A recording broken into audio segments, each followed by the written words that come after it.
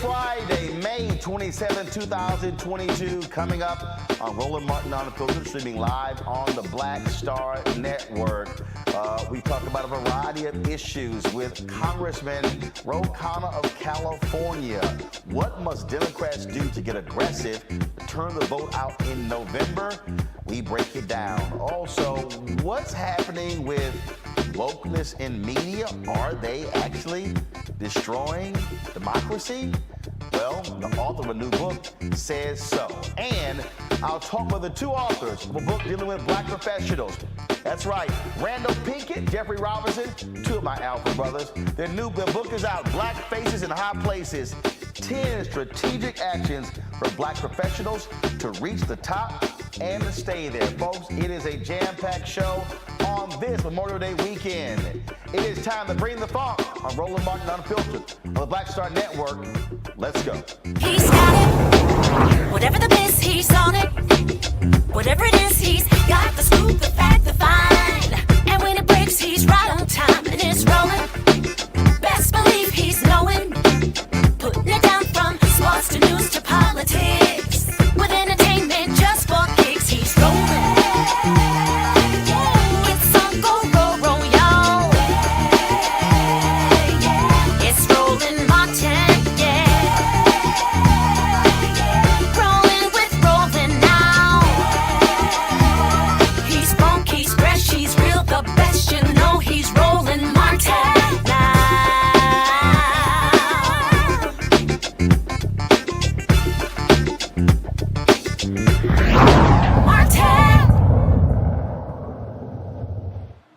Hey folks, welcome to Roland Martin Unfiltered on the Black Star Network. He is one of the most progressive members of Congress, Representative Khanna of California. He and I talked, and we talked about a variety of issues, but one of the things that is really important that you're going to get out of this is the sense of urgency Democrats need to turn voters out at the ballot box in November. Here is our conversation. Representative Khanna, there's several things I want to talk to you about, but one of them just jumps out, this that we're now dealing with. We're seeing the first arrival of this baby formula from overseas. And what's driving me crazy, you have Republicans who've been complaining about Democrats on this issue, and literally a significant number of them voted against spending money to bring in baby formula.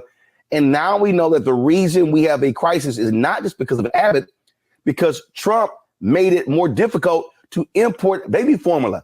How the hell are Democrats and Biden to blame for a problem Republicans don't want to fix? Well, you're absolutely right. Look, 192 Republicans voted against giving funding to help fix this baby formula shortage. I mean, look, one of the problems was that the FDA didn't have enough inspectors. They didn't get to the Abbott facility in time. That was all Trump-era policy. Democrats just funded to fix that problem. And the president is deploying the military to try to bring this baby formula. And the Republicans are not helping. So they want to criticize the president, but they aren't doing anything constructively in terms of the funding that'll help get baby formula into the hands of families that need it. So, but to me also, I'm always about messaging as well. And I just don't necessarily believe that Democrats are doing a good enough job of walking the American people through this and then letting them know, like, here's your problem. I mean, look, people right now are going, hey, we got problems with food prices. We got problems with gas. We got problems with inflation, and it's important to let folks know, here are the folks who are actually trying to fix the problem. Here are those who actually help create the problem and then who don't want to fix it. You're right. And we could do a better job of that. Look, I mean, Trump was driven by protectionism, and he basically didn't want it's one thing to put tariffs on China. I agree with some of that. But to put tariffs on European products such as baby formulas are basically protectionism through the FDA is partly what's created the problem. And then you've got a Republican Congress that's unwilling to fund the efforts to get more baby formula into the United States. So they're very good at casting blame, but as the president's pointed out, they don't have a constructive policy. Now, I do think the president has taken decisive action, and I'm glad he's taking that, and he's got to continue to take decisive action, even on the price of food, the price of gas, I personally think the government ought to be buying at the low dips of food and gas and then selling it back to the American people at cheap prices to bring price stability. We've got to, people aren't complaining. Those are real issues in my district, and we've got to take bold action to try to lower prices. Let's move on to another issue. 2 days from now, it's going to be the second anniversary of the death of George Floyd. And I can tell you that people are still greatly bothered that you didn't have the George Floyd Justice Act that was passed by the United States Senate, was passed by the House. The president has not moved on executive orders. Congressman, I can tell you, this is going to be one of those issues that's going to play a crucial role in a lot of Black folks, especially young people, turning out in November. Do your party leaders understand how the inaction on this issue is going to hurt them come November? I don't think they get the gravity, candidly, Roland. I mean, I think they're two colossal failures of this Congress. The fact that we have not done anything to pass the George Floyd Act, a basic police reform. I mean, it was a very moderate bill, actually, and the fact that we haven't done anything on voting rights. And these are sort of fundamental rights. Basically, your right to be able to vote in this country, your right to be able to walk on the streets and not get shot by a cop, even if you're unarmed. And we're not passing these things. And so the Progressive Caucus in Congress has been screaming about this for the past year and a half. I do think if we can't get it through the Senate, that the president really needs to look at decisive executive action on both of these before Labor Day. And not only that, we still are seeing poll numbers, unbelievably low poll numbers. One poll showed the president is at 26% among young voters, a similar number among Hispanic voters. Again, none of that bodes well for November. What must party leaders and what must candidates be doing to conveying to the American public, whether it's inflation, whether it's in these other issues, that Democrats are better to respond to this than Republicans? We see how they're voting against baby formula, not wanting to support the George Floyd Justice Act, not giving a damn about voting rights. But the reality is you have people who are saying, you know what, Democrats, you had the majority, you didn't fix it, I'm going to go somewhere else. That, again, is what people are facing come November. Well, we got to tell people the stakes. I mean, I get people's frustration, but giving Donald Trump power is not going to do anything for racial justice, economic justice, or climate action. But two, the Democrats have to understand that young voters are very idealistic voters. They want a better, more just society. So we've got to deliver something on voting rights, on police violence reform, and through executive action. But there are two other places we've got to deliver.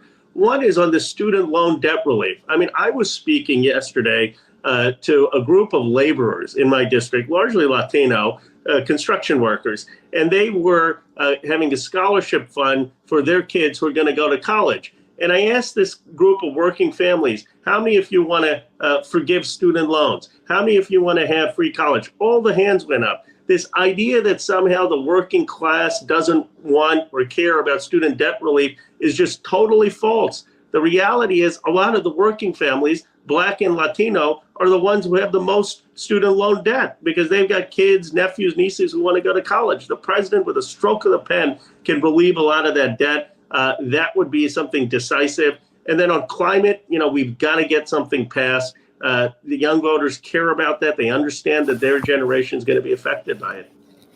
I think that you're absolutely right when it comes to when you talk about that idealism, but also, again, people voted in 2020 based upon saying, elect us, we'll get these things done. I always make the distinction to my audience that all of these bills have passed the House. The problem has been the Senate. But for the public, they just simply say, Congress, Biden, none of y'all got it done.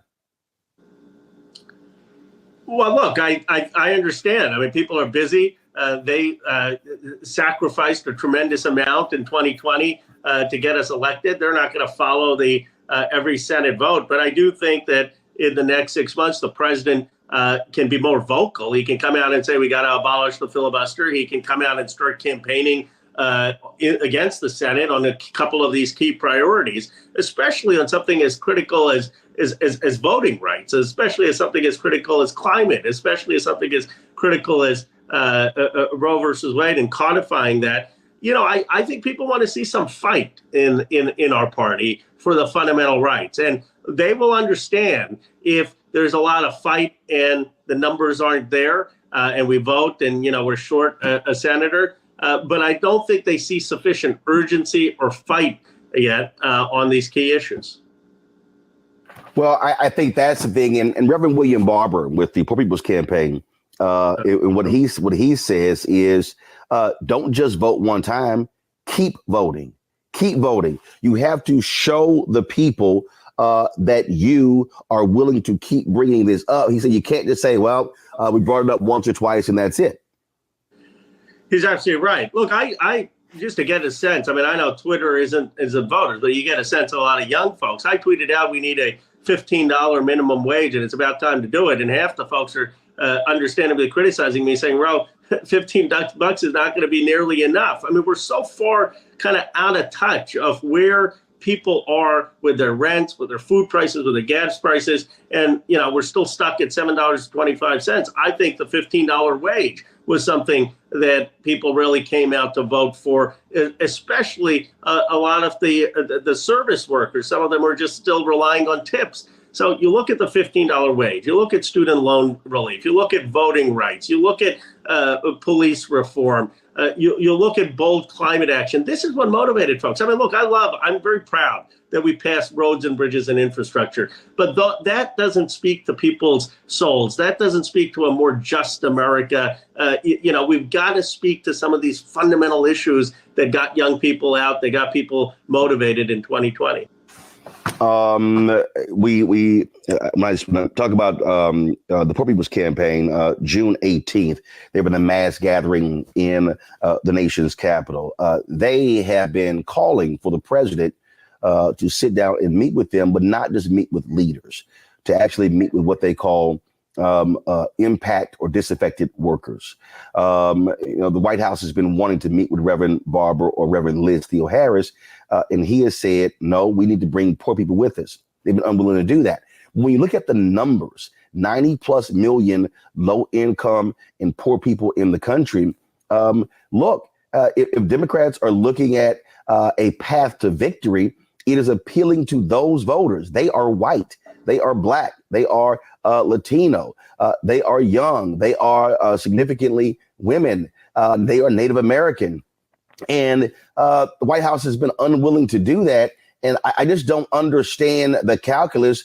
Why is it that in this country, people love to talk about the middle class, but you have so many politicians who don't want to be seen with poor people?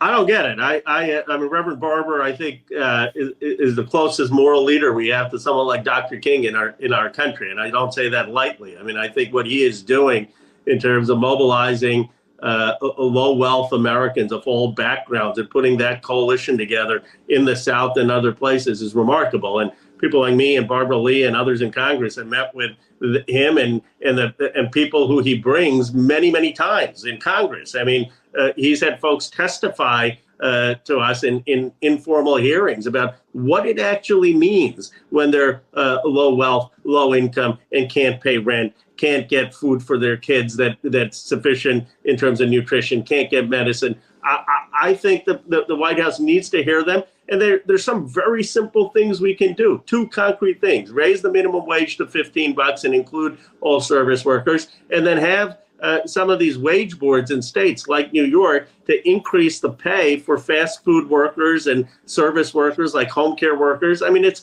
ridiculous that you're making $8, $10 at a McDonald's, at a Burger King, home care work, whereas in Europe, people are making $20, $25 for the same jobs. And I think that's what's important for people to realize. The low wages in this country are a deliberate policy choice, and it's fixable with policy. And this is what the Democratic Party ought to stand for: higher wages for honorable work, We're not doing it because we don't have the right collective bargaining policies or correct wage boards. And look, and I say to President Biden, even hold a White House summit on the poor. I mean, look, the numbers don't lie when you look at. And again, what people often say is that the poor don't have lobbyists in Washington, D.C. They are also voters.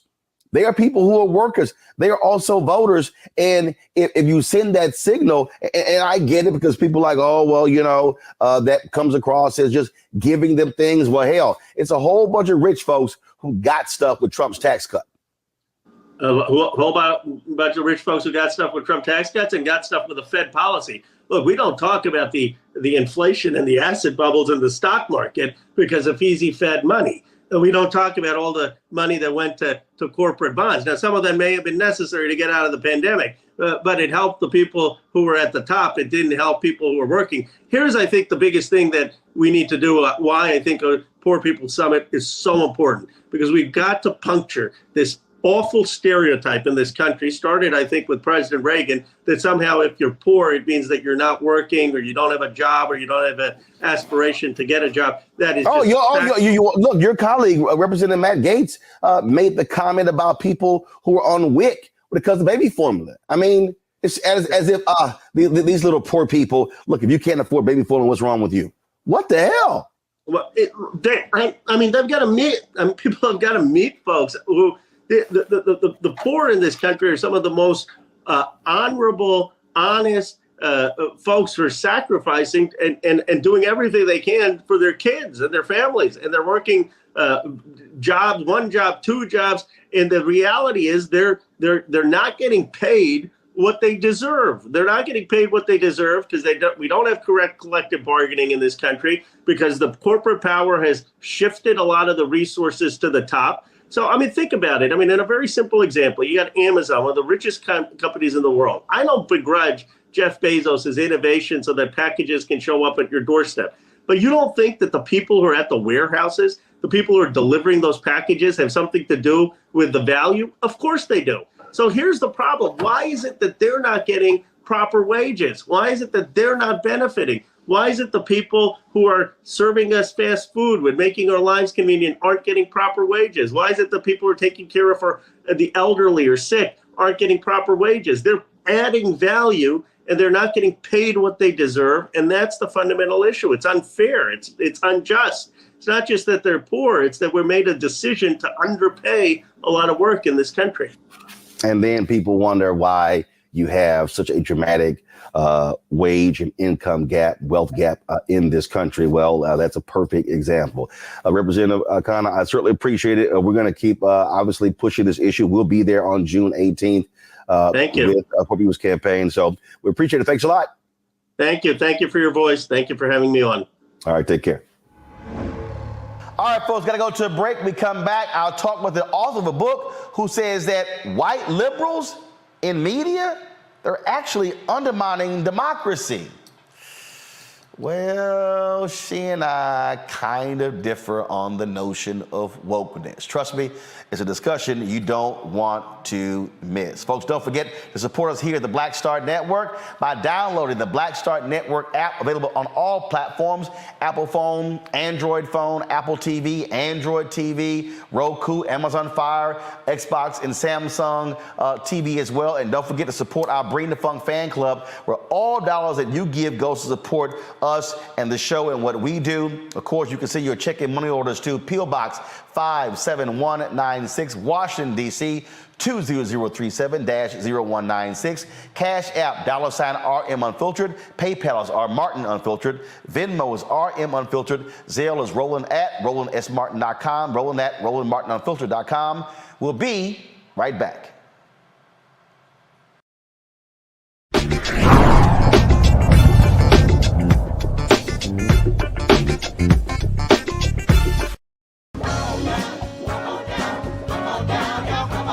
Welcome you to the launch of the Mass Poor People's Low Wage Assembly and Moral March on Washington, D.C., June 18, 2022. We are a new, unsettling force, and we are powerful, a new, unsettling force.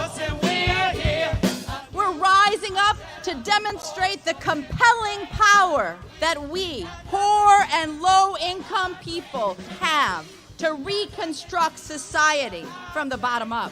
And we need to do it with the loudest voices possible, the biggest actions possible. Because we know that there is no scarcity in this land. The only scarcity is the moral will to do what's right. Hold on, just a little while longer. We are those with sub-minimum wage jobs who can't afford sky-high rent. People with disabilities are the fastest growing minority group. It's crazy to me that in 2021, it's still legal for workplaces to pay a sub-minimum wage to people with disabilities. There are still so much trial and tribulations that we go through as Indigenous people. We can't get a decent wage to sustain ourselves, nor can we get adequate housing. Veterans across this nation say enough is enough. We can't pat essential workers on the back on one day and then cut their health care the next day. Health is a political choice. What more do I need to do to prove that my voice is just as valuable as anyone else's? There are still forces in denial that would try to slow walk our transition to a clean economy and a just future for us all. We have an immoral system run by immoral people. But together we walk, and we walk and we fight. It's time for a change. Reconstruyamos esta gran nación. See, we are people of resilience. As we fight these interlocking injustices together, when we work together, mobilize together, and rise together, we become a voice for the voiceless, and we become an agent of change in a time where great change is needed. We need the third reconstruction to ensure that deaf people, people with disabilities, and all people can have the right to live and to thrive. We know what they are doing, but the question is, what are we going to do? Reconstruction begins when we change our mentality and say it's time for you to get your foot off of my neck.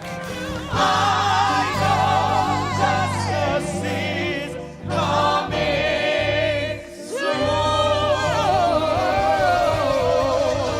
Hey, do you believe that of today?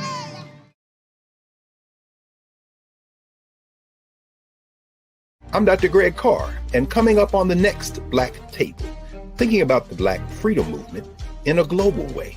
Dr. John Monroe joins us to discuss his book, The Anti-Colonial Front, which maps the social justice movement in the United States and its impact internationally, from Asia to Africa, and how movements like anti-communism were used to slow down racial equality, like critical race theory today. Critical race theory today, communism back then, that's essentially mobilized to shut down any challenges to a given system of power. Connecting the civil rights movement to colonialism on the next Black Table, exclusively here on the Black Star Network. I'm Deborah Owens, America's Wealth Coach and host of Get Wealthy. Let me ask you a question. Are your financial affairs in order? Or are you like Prince, Aretha Franklin, and Chadwick Boseman, celebrities that passed away with no will? Well, that's the topic we're covering on our next Get Wealthy program. Do you have the proper strategies in place to make sure that your assets and everything that you've worked so hard for pass on to the next generation and you create legacy wealth? So I encourage people to be thinking about what is the long-term plan as opposed to just for today or just right after I pass away. That's right here on Get Wealthy, only on Black Star Network.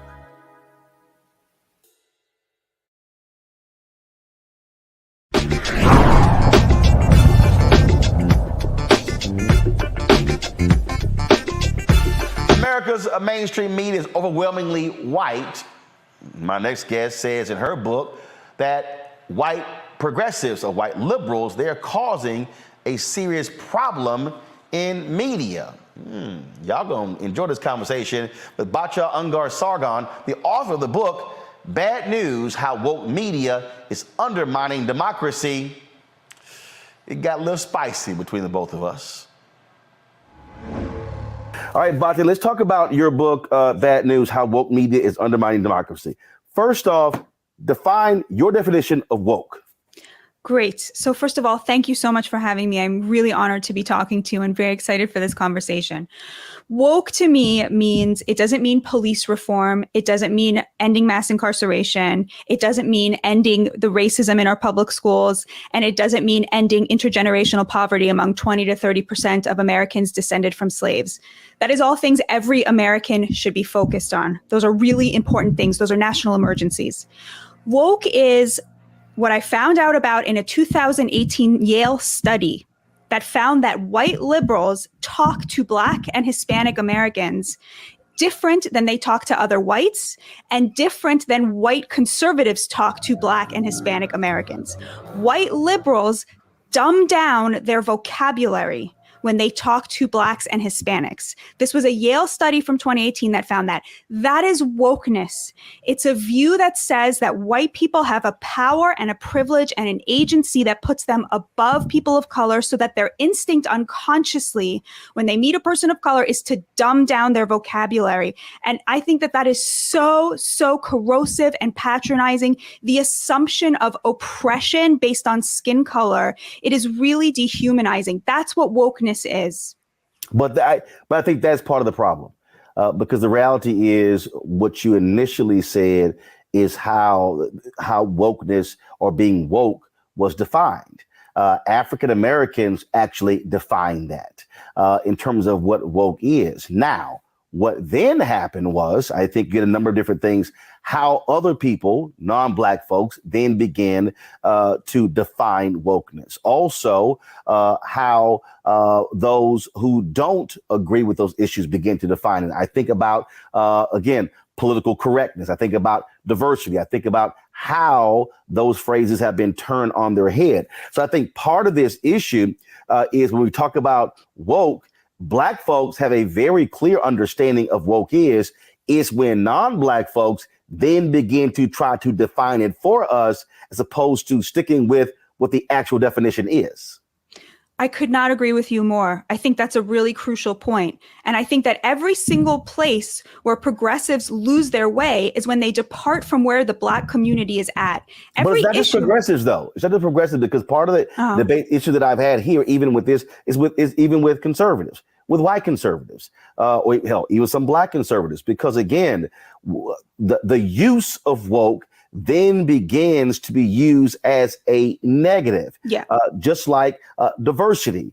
Then all of a sudden it then evolved into, oh, we need diversity of thought, and then diversity region of country. That was all an attempt to actually water down what the point of diversity is. And I think where we are now, how woke is being used, it is being used now as an attack against Black folks and others, as opposed to folks saying, what is it really about? I use it exclusively to attack white liberals. But your charge is accurate. The word woke started as Black slang for all the things I listed as the important things, right? And now conservatives and people like me who are on the left, who are angry at where the progressives are at, use it as a pejorative. And that is a totally fair charge. That is a problem. We appropriated a word from the Black community that was describing something important to describe something bad. But when I talk about it, I am almost only speaking about white progressives and the ways in which they've departed from the Black agenda, and the way they use intersectionality, the way they use gay rights, the way they use immigration to over and over abandon the Black community, abandon Americans descended from slaves in order to push their own economic agenda under the guise of social justice. That's my problem. Well, and the problem that I have is that it is how, whether they are progressive whites, whether they are conservative whites, how it is used. And then what ends up happening is Black folks are the ones who actually get screwed. In the outset of your book, you talk about how media did not, in terms of the beginning of media, did not really care about working class people. And as I was reading it, what I was actually looking for was for you to actually be even more granular and say white media.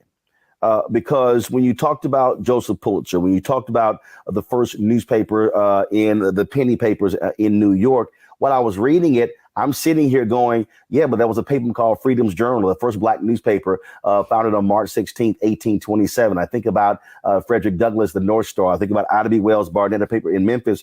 Black media was talking about working class issues. And so I think part of the thing, though, is being very specific. We have to say white media.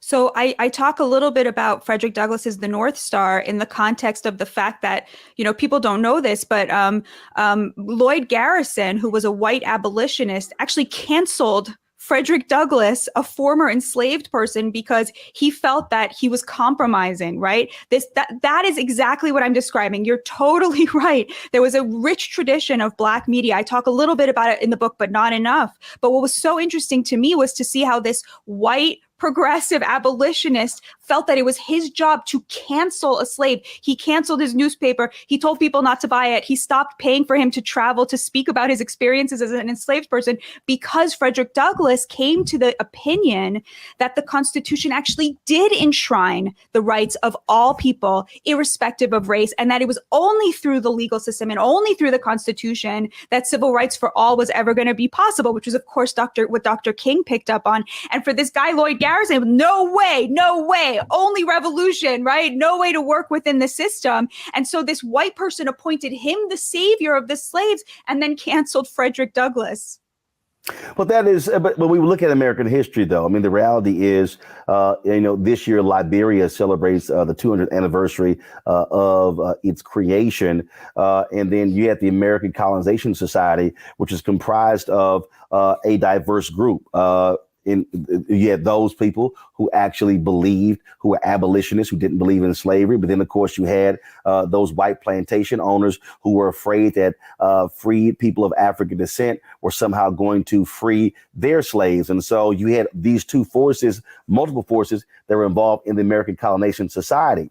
I think part of the thing and one of the reasons why I was making that distinction about, again, white media is because the operative word, whether you're talking about white progressives or white conservatives, is white.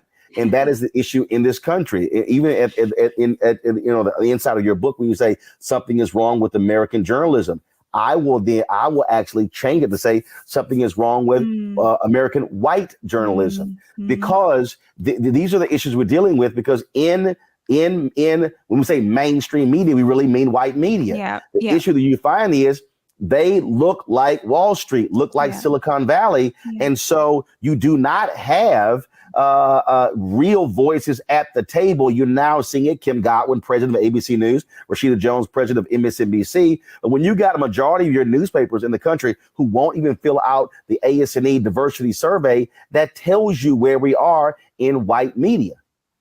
Yeah, yes, 100%.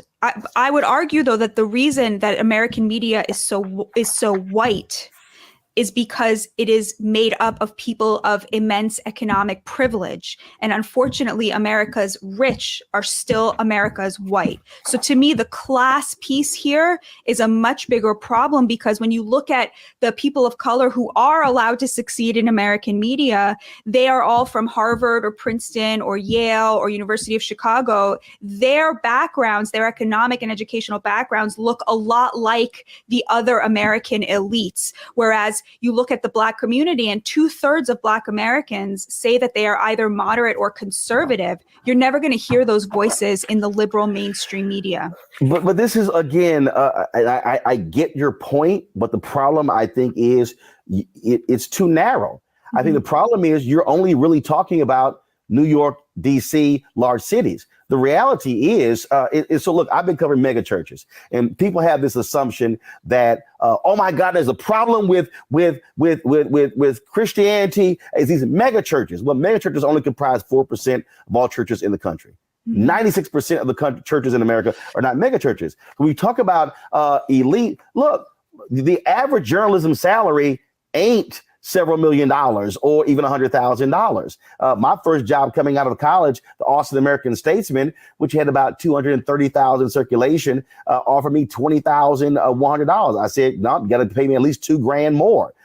When I got hired at the Fort Worth Star-Telegram a year later, it was at $32,000. And so the issue, I think we got to define this. The issue is when you talk about large media companies that then become sort of the gatekeepers, but the journalists out there who are doing some amazing work, who are covering some amazing issues, they're not part of the elite. They didn't go to the Harvard's, University of Chicago. That's really your New York Times, your Wall Street Journal, your papers like that. And of course, Fox News, ABC, NBC, where you got people who on the air talking about so-called working class voters, but they're making several $1 million and their kids going to private school. So it's a really important point. Let me just clarify a little bit. So 75% of American journalism jobs today are on the coasts. The majority of journalists working today are actually working for either digital media companies, national media companies, or those elite legacy media companies. Local journalism is unfortunately dying. It's very sad to say. You're totally right. There are still local journalists who are working for $40,000 a year, but the vast majority of journalists are coming to a place like New York and taking a starting salary of $25,000 a year to work in a digital media company, which tells you everything you need to know about who their parents are, right? Because you could not have afforded to live in New York City on $25,000 a year when you were starting. But this is where I got to push back, because I know individuals who are not coming from rich backgrounds. And so they're not. What you have is, look, I'm dealing with people. Look, I'm a 3-time board member of the National Association of Black Journalists, lifetime member in the Hall of Fame. And I'm dealing with journalists who are looking at jobs in Chicago, looking at jobs in New York, places like that, but they're not making a lot of money. 2 and 3 or 4 of them are living in apartments with others. And so it's not, I mean, I get your point, but I know a whole lot of folk who look like me who don't come from rich backgrounds. They are not. I totally believe you. There are people who manage to do this. There are people who do this, but I'm just telling you from a purely data point of view, they are the exception rather than the rule. And by the time they're in their 40s and 50s, they'll be making over $100,000 a year, which puts them in the top 10% of Americans. Yeah, but if you're looking at someone who is the average is brought down because younger journalists do make less money. But if you stay in this industry, if you make it in this industry, you're going to be part of the elites by the time you're in your 40s. You're going to be well. First of all, even on that particular point there, when we talk about the elites, which I think is a phrase, frankly, as being thrown around left and right. I mean, it trips me out when I see politicians talk about the elite when, if you look at the salary of a member of Congress, that so-called puts them in the elite. Totally. So part of this issue is that when we start breaking down really, money in America, what the average median family income is, what the average salary is, and so the average American is not making $100,000, and so I think that again, how the word elite is being used is being used, I think, in a different way in terms of, we look at salaries. I hear people say college professors, they are the elite. Well, I know some people who are adjunct professors who are making 10, 12, 15,000 or making 40 or $48,000. And so this, I think, still speaks to what goes from a media standpoint in terms of what are the interests that matter. And I think one of the things that happens in media, and I dealt with this at KRLD Radio in Dallas, I've dealt with this in daily newspapers. Luckily, I've gone to the black media side. This whole focus on, hey, we're going to target our news to high wealth areas because we're looking at advertising, and that plays a role in the type of coverage that we're also seeing. Yeah, but I think we're agreeing. I think you and I both totally agree that the media does not reflect the views of the average American, the average Black American. They just do not see their views or their interests or the things that they need reflected in the media. Don't you agree with that? Yeah, I agree with that. But but the position that I take is, I don't believe this is based upon wokeness. I think it's based upon whiteness. And when I say whiteness, I'm talking about the reality of where this country is. The reality is that when you talk about, again, and how you laid out in this book here, going back, all of those newspapers going back to 1906, 1907, going through the 30s and 40s, they supported Jim Crow. They locked black journalists out of the newsrooms. They were white only. And then you didn't see your first wave of black journalists in the media until the Kerner Commission report came out in 1968, declaring there were two Americas, one white, one black. And then, of course, and they said part of the problem with the riots is you didn't have black people who were in these newsrooms. And so your first wave of black journalists really came in the late 60s, the early 70s. And so right now, we're really only operating on the second generation of black and brown journalists in newsrooms. And so, again, for me, the issue is not how woke media is undermining democracy, it's how white media is. And and that's just as somebody who's worked in daily newsrooms, and I have had to confront white journalists who simply don't. I'll just give you just a perfect example. I covered Khalid Muhammad came to speak in Fort Worth, and he had gotten suspended by Louis Farrakhan as national spokesman for the Nation of Islam. And so I went to cover the speech, and I came back with my story. And I get called into the office by Debbie Price, who was the executive editor of the Fort Worth Star-Telegram, who should have never been hired. In fact, she had never been an editor in her entire career, even going back to college. But she got the job over an African-American man who had been a city editor, state editor, assistant managing editor, but the publisher liked her. But that's another story. And so she asked me, what the hell is this? And I was like, what do you mean? She's like, well, your story looks totally different than the story that's in Dallas Morning News. And I said, well, you need to call Dallas Morning News, figure out what the hell they were doing.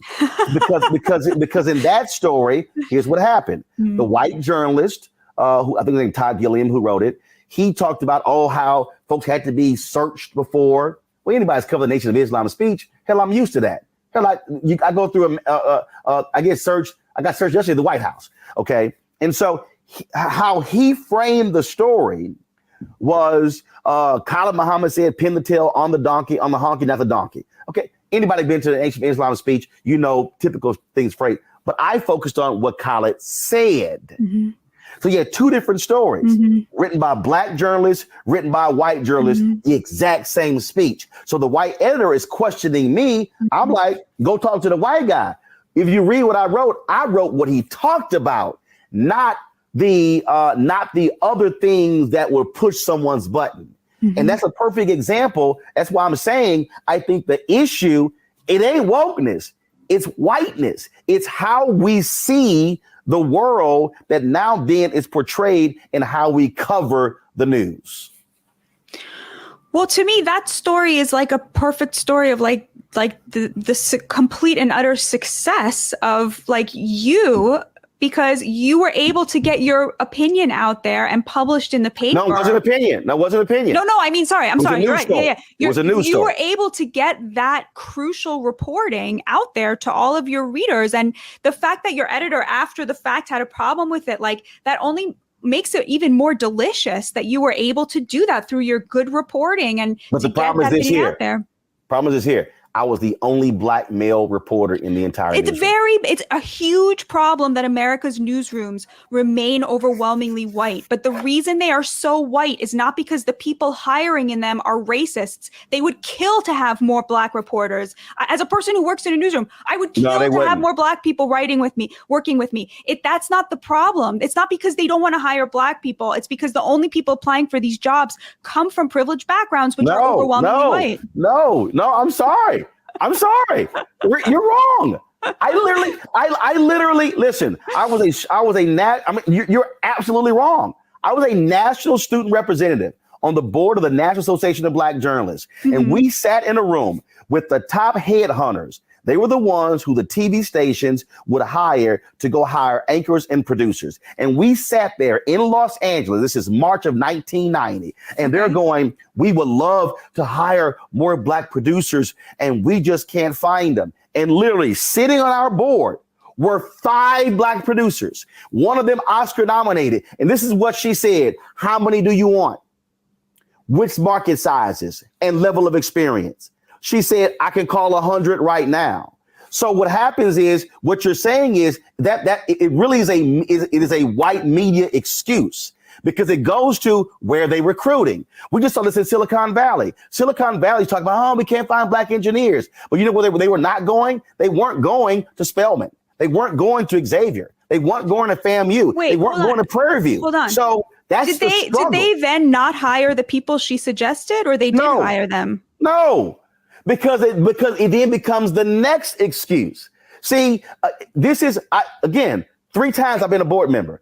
I've sat in meetings where we have met with CNN. We've met with Penske Media. We've met with Verizon when they owned Oath. I mean, I have sat in meetings with local stations, local newspapers, sitting across from white media executives who say, "Oh, we would love to hire," but then all of a sudden, what then happens is it then becomes where whiteness comes in. Do I know this person? Where they come from? I'm not quite so sure. And then all of a sudden, then you have black journalists who are on islands, and then when it comes to trying to get those stories, if they do get hired, they're trying to get their stories into to the papers or onto the websites or on the air. Then it becomes, I'm not quite sure.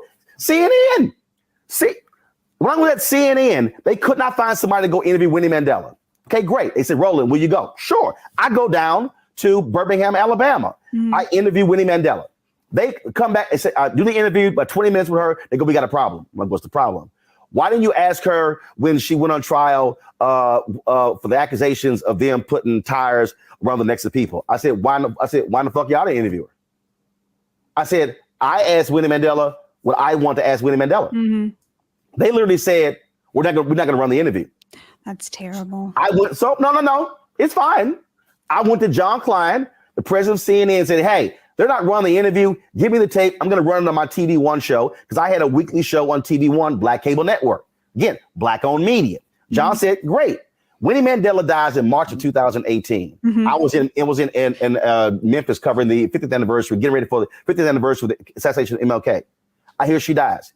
We restreamed the interview. The only reason you can see that interview is because I had a black-owned media outlet. But these were white editors deciding, we don't like the fact that you didn't ask her this question. Y'all didn't even send me questions. So therefore, we're not going to run it. And this is what I'm talking about. This is the frustration for black and minority journalists. And so, again, I read your book and I went through it. And literally, every time where you put woke, I put white. And that is so the problem is that when we talk about what's happening is they are seeing America through their blue eyes or green eyes, and not understanding that how you view America is different if you're black or Latino or Asian. And that's why American white media is the way it is now. So for me, it ain't wokeness.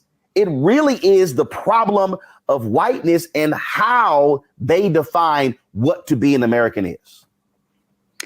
I think there's a lot less daylight between our positions than you're making it sound, because I would say I'm sure that there are problems with, let's say, conservative white media as well in capturing certain aspects of the Black experience or the Hispanic experience, but the problems don't stem from the woke worldview. They stem from something else. So to me, wokeness is like white liberal specifically, but I totally agree with you that there are probably problems on the right as well. They come from the same pool. I mean, again, that's what I'm saying.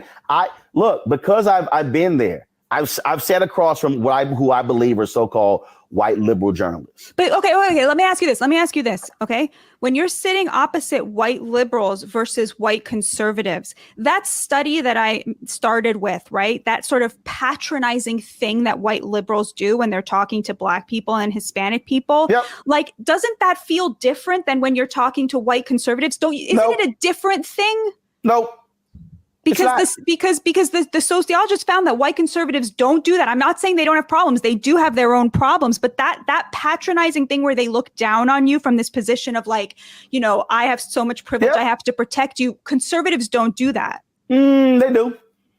But again, it's a different, it's how it comes out. Here's the deal. If someone ignores me and then someone is patronizing me, frankly, I'm feeling the same damn way.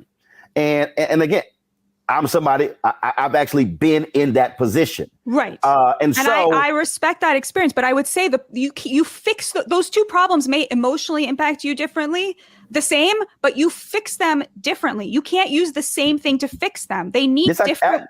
Actually, I can. Actually, I can. To deal with the issue that you're talking about, okay, what you're laying out in terms of class and coverage, I'm telling you right now, the difference is you cannot have American media, American white media, where literally 80+% of those who are in charge are white men. I totally agree with you. And so that then now drives the narrative. It drives the coverage. It drives the decision making. Totally agree. And so then when you talk about what then comes out of that is, oh, now how do we now cover this? So now if I'm a white male conservative, I may look at this differently from that so-called white ally. The problem for me as a black man, the outcome is the same. And that's my problem. So how you arrive at it, I don't really care. I totally agree with you. Outcome. I totally agree with you. I nowhere would I ever dispute that it's not a problem that America's newsrooms are so white. It is a total and utter failure. I completely agree with you. I just think that the reason for that is not racism anymore in 2022. I mean, it may have been in the 90s, but it's not anymore. It's something else. But see, right. Okay, so let's unpack that. And the reason I think it's important to unpack that, because you say it's not racism, because this is the problem that we have when we have this conversation. We go racist, not racist. And then that becomes the debate. The problem is not racist, not racist, because there ain't that many people you've actually met and I've met who will say, damn it, I'm racist. They're not going to say it. The problem is not that. The problem is all of this in between. And that is actually the conversation we should be having, because it's what you said in terms of what's patronizing, what's paternalistic. It's also whether you're looking down on someone or ignoring someone. It's the perceptions. It's all of those different things. I remember, it's interesting. If you look at Ken Delanian is a national security reporter for NBC News. Mm-hmm. Ken and I worked together at the Fort Worth Star Telegram. I was one of two City Hall reporters. He was one of two county government reporters. And it was quite interesting how the white editors would, how Ken was aggressive and he was assertive. And he was, all these different things. Now, there was a period where Ken was making a lot of mistakes and we had to run corrections in the paper. But the language they used towards me was totally different. It was arrogant, cocky, wearing your ambition on your sleeve. Now, we literally sat right across from each other. And it was very interesting just watching how the same editors looked at two reporters of the same age who were both covering political beats, and how their language towards both of us was totally different. So the point I'm making is not racist. It's the stuff that's in between that then begins to drive what you talk about in the book, that also to drive decision-making, hiring, promotions, and advancement. I mean, I hear what you're saying. To me, the stuff in between is not as important as the actual racism that still exists. That's very real. No, I'm sorry. This is where I'm sorry. Well, you're wrong. Because here's why I think you're wrong on this. Because again, here's what America sees as racism. America sees somebody calling you the N-word. America sees someone with a burning a cross in your front yard. That's how that's racism. They don't see it as racism by going, what school they came from? Texas Southern University? That's a HBCU? Yeah, you know what? I'm gonna take this Texas A&M person. They're never going to say that's racist. That is actually literally racist. No. But yes, it is. No. But, follow me. I know what you're saying, but they're not going to say it's racist. No, that's to me the same as saying the N-word. It's saying I don't want to work with someone who's black. But that's literally racism. But right. But here's the deal. They might even prefer this black person who's from Texas A&M and not Texas Southern. See, again. But that's classism. I mean, that's. Well, no, because here's the deal. There are acceptable blacks. Look, Soledad O'Brien told the story when Soledad really liked me on her show. And there was a black executive who told her, Roland's not the right kind of black. That's classism. That's not racism.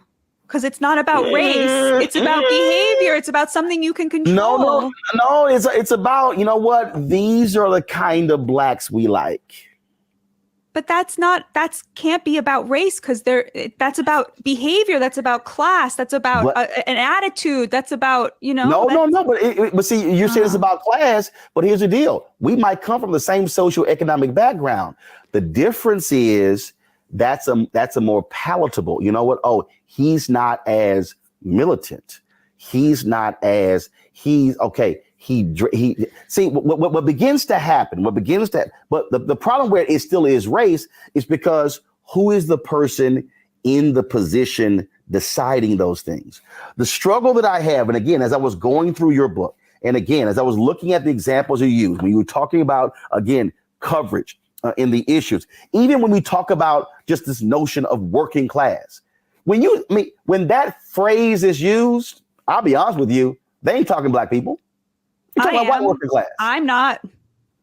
Well, guess what? You are absolutely the exception, because what I can tell you is what consistently happens in American white mainstream media when there are conversations about the working class.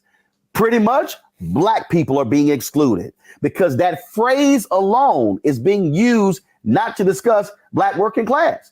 I mean, the examples are all over the place. I had to have a meeting with Senator Bernie Sanders on this when he kept speaking against, he kept talking about identity politics. And I was like, Senator, do you know what the hell you're actually saying? What are you labeling identity politics? Well, we all Americans. No, we're not. Because we're also being treated differently. Because the phrase identity politics is used the same way wokeness is used against us. Oh, Roland, you're speaking identity politics. No, I'm not. I'm speaking reality. And so this is the struggle that I believe. I believe that, again, there are some excellent points that you're making in here. I just think that it's being real that in this country, how certain phrases are used, how certain stories are skewed. It is oftentimes about how am I appealing to white voters, but we don't even use the phrase president meets with some black preachers. What's going to be the headline? Oh, I see what you're saying. It's going to be president meets with black preachers, but if he meets with white preachers, it'll be the headline. Preachers. Yeah, president meets with preachers. Hold up. Yeah. President meets with a group of black CEOs. But if he met with the CEOs of Walmart, of Apple, and let's say these other CEOs, they are white, what's going to be the headline? Right. No, that's yeah, of course. No. Here's my next question for you. Why the two different headlines? Why? But to me, the obsession with the in-between erases the total abandonment of the black working class specifically. That's my whole thing, is that black Americans descended from slaves have been abandoned by both sides on the altar of other stuff, other things like immigration and gay rights and all these other stuff. But you got to add, and white women. Sure. Because you got to remember, the 1964 Civil Rights Act, the only reason women were inserted in that, because the racists out of Virginia thought by adding women that was going to kill the bill, and it actually didn't. When affirmative action came along, the greatest beneficiaries of affirmative action in America have been white women. I totally agree with all of that, but I think where we would disagree is that I think a lot of things that white liberals promote ostensibly on behalf of Black people actually hurt Black people. That's the thing that I'm trying to say. Like defund the police. But you say, but who did that start with? What do you mean? Who did that start with? No, where did that phrase, that idea, that concept, who did that start with? Somebody who really does not care about poor Black people. That's not true. No, you're wrong. You're wrong. Because you know why? We're now in a murder spike. No, but you're wrong. More Black babies in Philadelphia died of gunshot wounds in 2021 than died of COVID. Like but the reason you're wrong is because if that is your perception of that, that means that you have not actually talked to Black people who were talking about that very issue. I've had conversations with Black people, Black activists about defund the police. Defund the police does not mean get rid of the police. Defund the police actually says what you just talked about. How do we shift resources? How is it that in most major cities, half of a city's budget goes to its police department? The question is not, okay, well, we shouldn't be dealing with that. What people are actually saying is, how do you reimagine that? How do we deal with a situation where we're sending cops to situations, and I've done this story way too many times. I have talked to too many of these mothers and fathers, where that person dies when they actually had a mental problem, as opposed to sending mental or health professionals. Why do we do that? Why are we using police officers doing parking enforcement as opposed to using people who are police officers? So again, just what you just described there is a perfect example of what has happened in white mainstream media. And that is not actually sitting with the people who are talking about that and saying, what do you actually mean by that? What does this look like? What does it mean? Now, is it a phrase that the other side can take, slap on a bumper sticker and use it as a negative? Absolutely. But if I talk to the people who are actually saying it, those are not white people. I've heard it from Black people. Well, I talk to working class Black people and Black cops all the time. And what I'm hearing from the cops is that they go into these neighborhoods, and ever since the defund the police movement and the new view of the cops as every single one of them being like homicidal and out for Black blood, they now see kids running around with guns, waving them. They're not scared of the cops anymore, and they're not ashamed of the cops anymore. And we are these cities have become war zones. Children can't get to school without being shot at. They can't play in playgrounds without being shot at. And I'm just telling you, from what I am hearing on the ground, this is very connected to the defund movement. No, it's not. No, I'm telling you. No, but I'm saying like this. I spent 6 years in Chicago. 6 years. Do you know what one of the fundamental problems in Chicago is? Tell me. One of the fundamental problems in Chicago ain't defund the police. It's not they don't have enough cops. It's literally because the police department in Chicago has been so oppressive against Black people. Black people don't trust the cops. So the deal is, you show me a city where you actually have relationships between communities and police, I'm going to show you a difference. Please go read the Kansas City newspaper, the Kansas City Star. They did an exhaustive investigation about the rampant racism in their police department. And do you know who was mostly quoted in it? Black cops. And so and I just came back from Kansas City and did a town hall with the Kansas City Urban League on this very issue. Black cops talk about it. Go to Philadelphia. Go to New York. I'm not going to deny that we need I'm not going to deny that we need police reform. We absolutely need police reform. We have a huge problem with the cops. I'm not going to deny that. I agree with you about that. But what defund the police did was it slapped people in the face. And yes, what then happened is, people, oh my God, no, we're taking money from the cops. No, you're not. And so was it difficult to explain? It was. And so it was used as a negative. But the problem, what I'm saying is, it's not that Black folks are saying we don't want police. They don't want to get beat up by cops. They don't want to get shot by cops. They don't want to get shaken down by cops. And so it's a whole different nuance there. My parents were Civic Club founders. Okay. So they dealt with cops and commanders and the police chief all the time. I can tell you, since I was 8, 9, and 10, I was sitting there seeing the conversations. So black people are not saying we don't want police. What they're saying is we don't want to get shot. Totally. We don't want to get beaten. I totally agree with that. There's an amazing book called Ghetto Side by Jill Leovy. And she writes about how there's a sort of double-edged sword where on the one hand, Black communities are over-policed on misdemeanors, which reduces trust with the cops. Oh. What then happens is that when there is like a violent crime, a murder, a robbery, a carjacking, they don't want to help the cops. They don't want to participate, cooperate with the cops, give testimony because they don't trust them. And so they can't catch killers. They can't actually solve these crimes. Guess who also does that? Which is why the murder clearance rate when the murder victim is Black is so much lower. It's 50% lower than when they're white. I totally agree with all of that. Who? Guess who does that? Because white conservatives and the ATF. See, follow me here. When I'm talking about how we view things, we have not had a Senate-confirmed ATF director in 7 years. Because now these are so-called believers in law enforcement. Well, why is it they don't want to confirm an ATF? Senator Cory Booker went off of them yesterday on this very issue.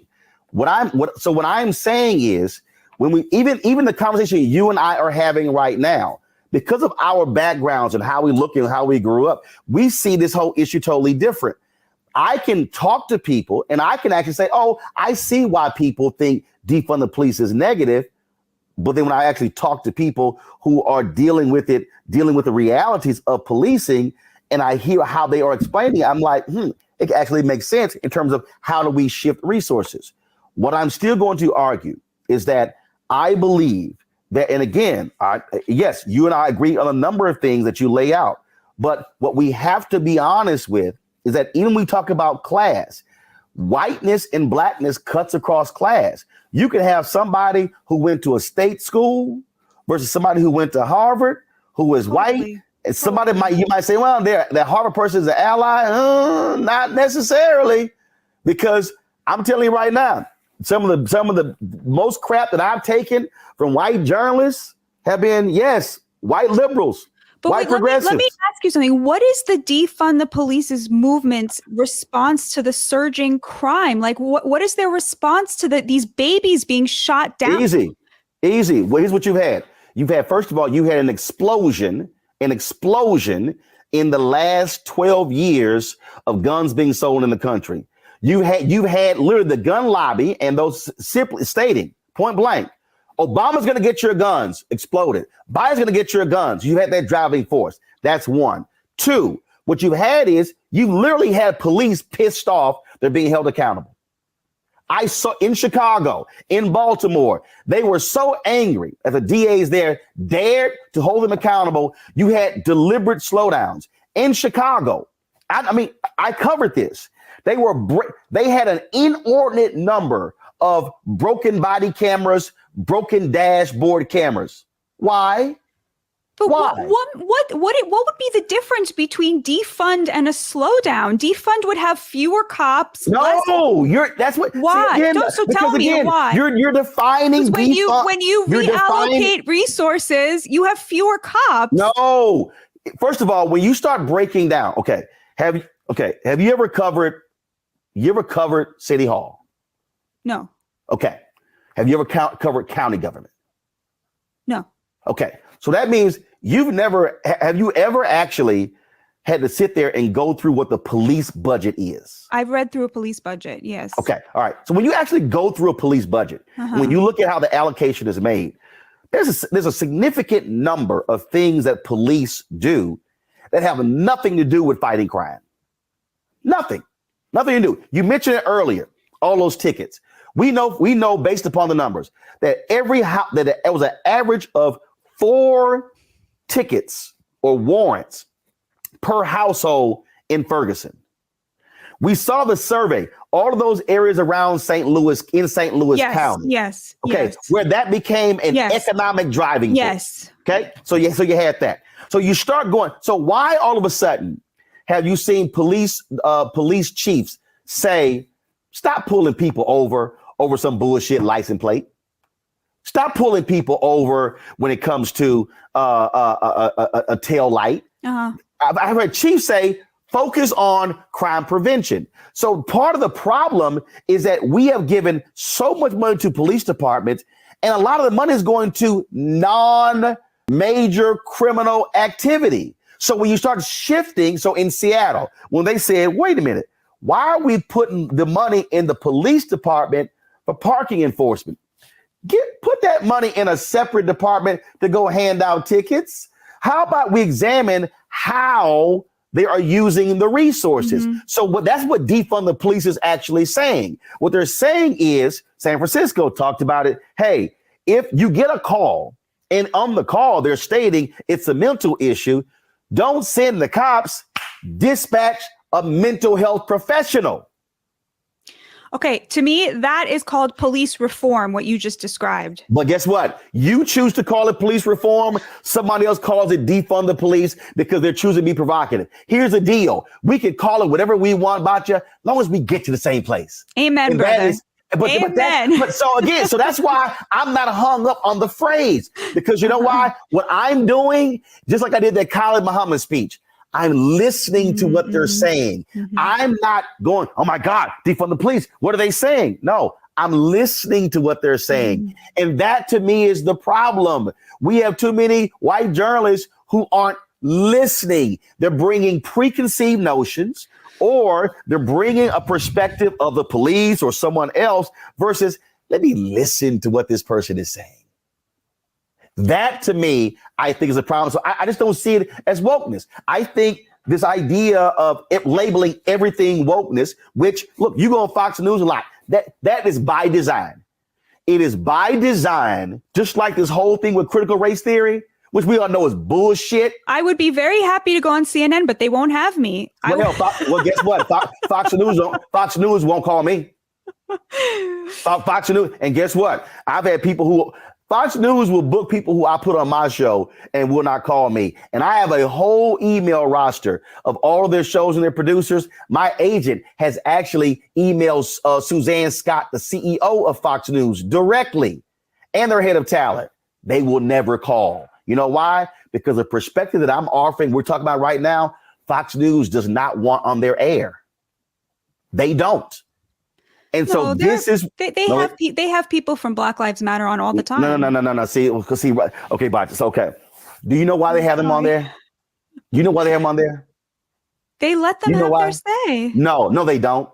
Yes, they do. No, they don't. When the Fox News was created, Roger Ailes created an institution where he says, first of all, our anchors always win. 2, we're going to place people on to purposely put them in an antagonist position. That's why they don't. I'm trying. Look, I watch a lot of Fox, and you have first of all, they have a lot of black hosts, but also they let people have their say, and then they disagree with them if they don't agree. I'm telling you how that system is set up, and I'm telling you exactly. You could talk to. I've had the conversations with former black talent and actually black producers at the network. Trust me. Fox News will this is what they say about me. He's different. He's different. So what we're dealing with right now, I'm telling you, which is the struggle in this country when it comes to. Okay, but can I just say something? I don't sit here and say CNN won't put me on because I'm Jewish. They don't want my point of view, but that's not it's just they just don't want it, but that's totally fair. I don't hold that against them. Fine, they don't want my point of view. They don't want it. And I'll go back and I'll say it again. Yeah. I'll go back. Fox News likes certain types of black people. Right. I'm telling you. I mean, and you know what? You know who I'm quoting? You know who I'm quoting? People who worked at Fox News who have told me. Right. But that's what we're dealing with. So this issue in media. This issue that we have in media, again, I'm sorry, I don't believe it's wokeness. I believe what it is there are people who are in positions of power who see the world in a different way. They want to frame the world in their way. through their lens, through their perspective. They're unwilling to actually bring people to the table who might bring a different perspective. And even when, and I'll tell you, one of the issues that we face, even when you talk about some black people at the table, it's a black person who they're comfortable with, who also sees the world similar to them. So they're not going to really try to upset the apple cart. It's a struggle in media, I'm telling you. And I've seen this in so many ways. I'm so grateful to you for letting me come on and debate this with you. It was really, really generous of you to read the book and share your opinions with me about it. I'm very grateful and very honored. Well, you know what? I'll say this here. There are a few people I think you ought to talk to. You ought to talk to Tim Wise or Jane Elliott. But I tell you, so I appreciate again writing it. But what I really hope, again, looking at again how the difference in terms of how a lot of white journalists are viewing these stories compared to a lot of black journalists. And trust me, there's a mega struggle. Look, our NABJ convention is in Las Vegas in August. Trust me, you drop on by, I think you're going to hear some hell of a stories for your next book. I'll come. All right. The book is Bad News: How Woke Media is Undermining Democracy. Batya Ungar-Sargon, I appreciate it. Thanks a lot. Thank you, sir. Folks, I certainly hope you enjoyed that conversation. Coming up next, I sit down with two authors, Alpha brothers of mine, and we talk about the role and the importance of black professionals in corporate America and how they can move forward and advance themselves, but also Black America. You're watching Roland Martin Unfiltered right here on the Black Star Network.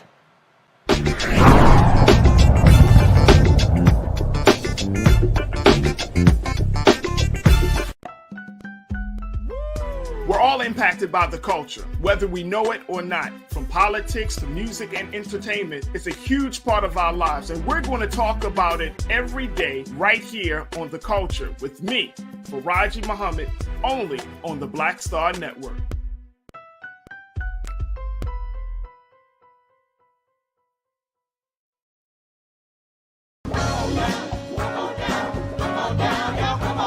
Welcome you to the launch of the Mass Poor People's Low-Wage Assembly and Moral March on Washington, D.C., June 18, 2022. We are a new, unsettling force, and we are powerful. New, unsettling force, and we're here.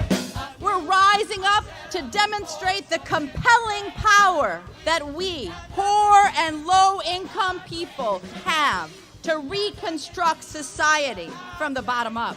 And we need to do it with the loudest voices possible, the biggest actions possible. Because we know that there is no scarcity in this land. The only scarcity is the moral will to do what's right. Hold on, just a little while longer. We are those with sub-minimum wage jobs who can't afford sky-high rent. People with disabilities are the fastest growing minority group. It's crazy to me that in 2021, it's still legal for workplaces to pay a sub-minimum wage to people with disabilities. There are still so much trial and tribulations that we go through as Indigenous people. We can't get a decent wage to sustain ourselves, nor can we get adequate housing. Veterans across this nation say enough is enough. We can't pat essential workers on the back on one day and then cut their health care the next day. Health is a political choice. What more do I need to do to prove that my voice is just as valuable as anyone else's? There are still forces in denial that would try to slow walk our transition to a clean economy and a just future for us all. We have an immoral system run by immoral people. But together we walk, and we walk and we fight. It's time for change. Reconstruyamos esta gran nación. See, we are people of resilience as we fight these interlocking injustices together. When we work together, mobilize together, and rise together, we become a voice for the voiceless, and we become an agent of change in a time where great change is needed. We need the third reconstruction to ensure that deaf people, people with disabilities, and all people can have the right to live and to thrive. We know what they are doing, but the question is, what are we going to do? Reconstruction begins when we change our mentality and say it's time for you to get your foot off of my neck.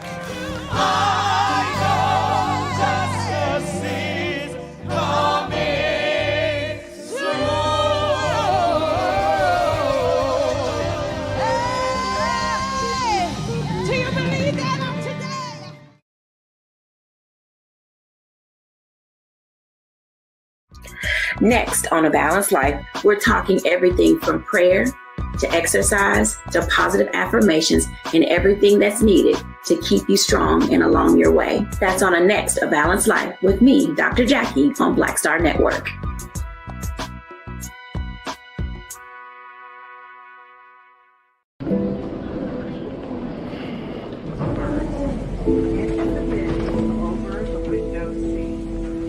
These are the only bins that will accommodate larger rollerboards.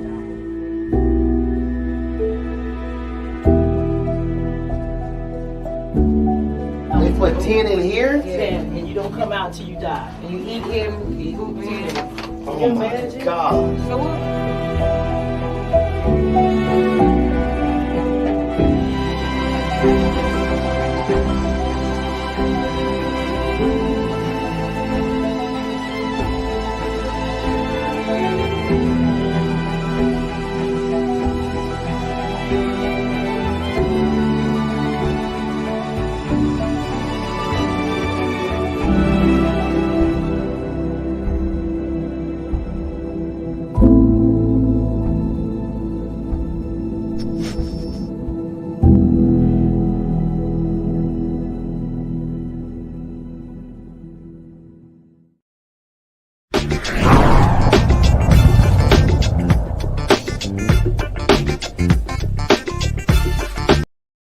All right, folks, welcome back to Roland Martin Unfiltered on the Black Star Network. Black professionals are in corporate America in a variety of ways, but it's not always an easy thing for them to be there. Well, my next two guests have a book that details how they can actually succeed in corporate America.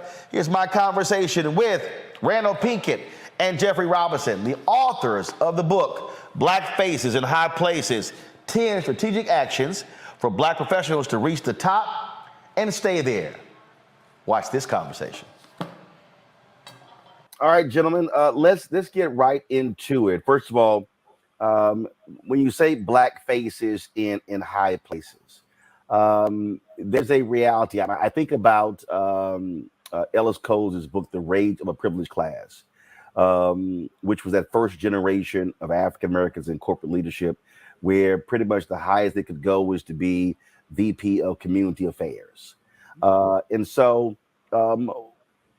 how does one go from being just a Black face to being a decision maker, someone who is actually driving the bottom line of a company?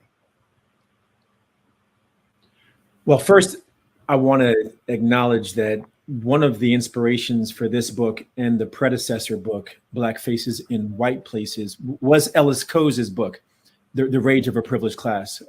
We in some ways wanted to revisit the very same themes that Coles explored, but in the 21st century, in a 2020, 2022 context, arguably a post-George Floyd context for Black faces in high places. And I think, to your question, Roland, nowadays it's less about how do you determine the barriers, kind of what the glass ceiling metaphor represented was. The glass says you can see to the top but can't get there, and the ceiling says you have a limit. We have people who have broken through the glass ceiling. So now it's more about how do we understand what we know to be those challenges, and how do we equip this generation with the tools to apply the lessons that we've learned for those who've been successful without ignoring, and this is important, without ignoring that there are still barriers that exist, and that is not just incumbent upon African Americans to figure out how do I navigate. It's also incumbent upon these corporations and organizations and government agencies to eliminate those very barriers that make it more difficult for us than it does for others. But with that, what we are still dealing with is the reality is in that some glass ceilings have been broken. But I think back, I was talking to a friend of mine who talked about you have the Executive Leadership Council, and you have all these Black folks in corporate America, but their own internal studies showed that many of them, by the time they reach 55, they're being moved out of these positions, and they're not actually going to the next level. And so, the question is, are we really challenging these corporations to be better, or are we still just sort of happy when one or two are in these positions, Jeffrey? Yeah, this is critical. We are not happy when we see that there's only one or two. At least that's our premise in the book. It's like, how do we get more? How do we get more to the top? How do we get more through those barriers? And more importantly, how do we get more that are community conscious, community engaged at that level? Because think about all the resources that would be available to our communities if we had more Black faces in high places. I mean, that's the challenge. A lot of people want to use that phrase that we use at the title of the book in the negative, where we have people who are at the top, but they're not being conscious or not being engaged in our own communities. And what we want to flip that on the head and say that what we're promoting in the book, what we highlight in the book, what we show people is that you can get to the top and be engaged in the community, provide the guidance and the support that we all want. So there's one last thing. The ELC and others have documented the challenges you've said, and so some of the work that we do in the book is to elaborate on what happens in the middle of the organization. There's some plateaus people hit. How do you break through those plateaus? How do you leverage who you are, your identity, for helping the company, but also for helping yourselves? And then there's also the pivots that we see people make from corporations into their own businesses, which is also vitally needed. So both of those are ways to achieve those heights that we're talking about in the book. See, one of the things that bothers me is sort of, Randall, when you talked about this post George Floyd, we saw all of these commitments, some anywhere from ranging from 20 to 30 to $50 billion, and all of these folks, again, companies making these announcements about what they were going to do when it comes to social justice. And I can tell you, as somebody who's been very active in challenging corporations when it comes to Black-owned media, I can tell you some of our biggest obstacles haven't been white folks in companies. It's been Black folks. We've literally been on calls, and where the Black person goes, well, I don't know, Roland's sort of controversial, and my sales guys will go, yeah, but you guys spend money on CNN, MSNBC, and Fox News. So what are you actually saying? And we're sitting there going, really? We're like, to the Black person, shut the hell up. Like what are you doing? And so, I've even been saying that, this is not just Black-owned media. It's Black boards of directors. What are you actually doing? Are you challenging companies to say, are you using Black transportation companies, Black catering companies, Black event planners, and going down the line? And my whole point is, we didn't fight for Black folks to get in these positions, to be on boards, and to be in a C-suite, for them not to say something while they're there. That's right. That's right. No, you're singing from the same hymnal that we're singing from, Roland. I don't think it's being too grandiose to say that George Floyd's murder was a Rosa Parks moment for our generation. And right now we're sitting in the moment, begging the question, is this a movement? And what is or is not our responsibility and our opportunity in this moment? And, Public Enemy said it best. Every brother ain't a brother. The old adage, all skin folk ain't kinfolk. There is not just a reckoning happening racially in our society, there is a reckoning happening within our community that is differentiating between those who are willing to help people who look like them and those who are operatives, plants, that they are representation, but they're not representing. And our book is here to do many things, but among them two things, Roland. First is to say, if you are at the table, you have a responsibility to be an advocate for the issues that affect our community because somebody sacrificed for you to be there in the first place. And second is, when you have these levers of power at your disposal as a Black face in a high place, to bring on Black companies, to advocate for Black media, to support future Black leaders, at the end of the day, if you're not pulling the levers on behalf of our community, somebody else is pulling the levers on behalf of theirs. And so be unapologetic and intentional and strategic about how you do that because everyone else is following the same playbook. See, the reason why I've been really hitting this thing hard, because at the end of the day, it comes down to the money. I mean, America, I've said this, America really ain't got a problem with us talking about police reform. They ain't got a problem with us talking about, criminal justice reform. They really don't have a problem with us talking about voter suppression.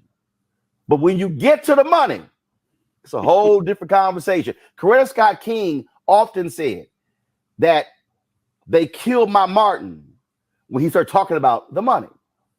And the thing that I have been challenging folks on is that if we are not having a money conversation, if you are sitting in an ad agency and you know the inside game, you know how they are purposely trying to create the specs that push us out, then you've got to be able to say, how can I change that?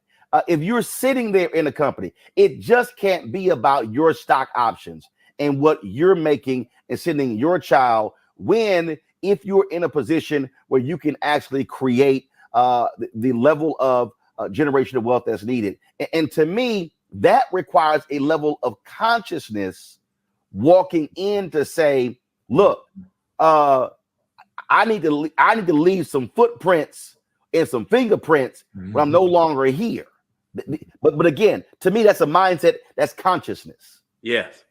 Yeah, you're right on. And in fact, one of the things that we try to get people to do in the book is to start inside, then come out. So, in the way that we write, we've written our last two books now is, we intro the book trying to put some context around why we're writing this book. But then we go into 10 strategic actions. In this case, the first 3 actions are all inside. What kind of inside work? Understanding and being thinking about self-determination and our relationship to one another as a means towards understanding what our responsibilities are when we leverage our might. So we give you great strategic actions to do things, but it's in a context of a consciousness, absolutely, that connects us to our brothers and sisters, not only here in the United States, but even around the world. So it's a global diaspora. So that, to me, puts a point on what you were just saying, is that by the time you get to those higher levels and make some of those things, and if you haven't done that self-discovery, if you haven't made those connections, then we get what we've been getting. The change is that there's some young people who are coming along who are asking us the question: if I want to be one of those folks who's at the high parts of the organization, do I have to sell out? And we're here to say you don't. In fact, you need not only be strategic and authentic, you need to be unapologetic, because it's a new day and there's some things that we've got to bring to the table, right? That community engagement, those resources, and thinking about how what you're doing connects, whether that's in corporate America or in your own organizations or in the social sector. I mean, that's the golden thread throughout this entire book. I always had this. First of all, I've long said that everybody ain't built for white places. I mean, I think, and that's important to say. I've always said that I know I could never thrive in a corporate environment. Here's why. Because one, my grandmother had a catering business. My mom had a cake business. Multiple aunts and uncles have had their own businesses. And I've always operated from an entrepreneurial mindset. And an entrepreneurial mindset is different from a corporate mindset. Now, I think a lot of people have to understand, who am I as an individual? What type of person I am? How do I see this?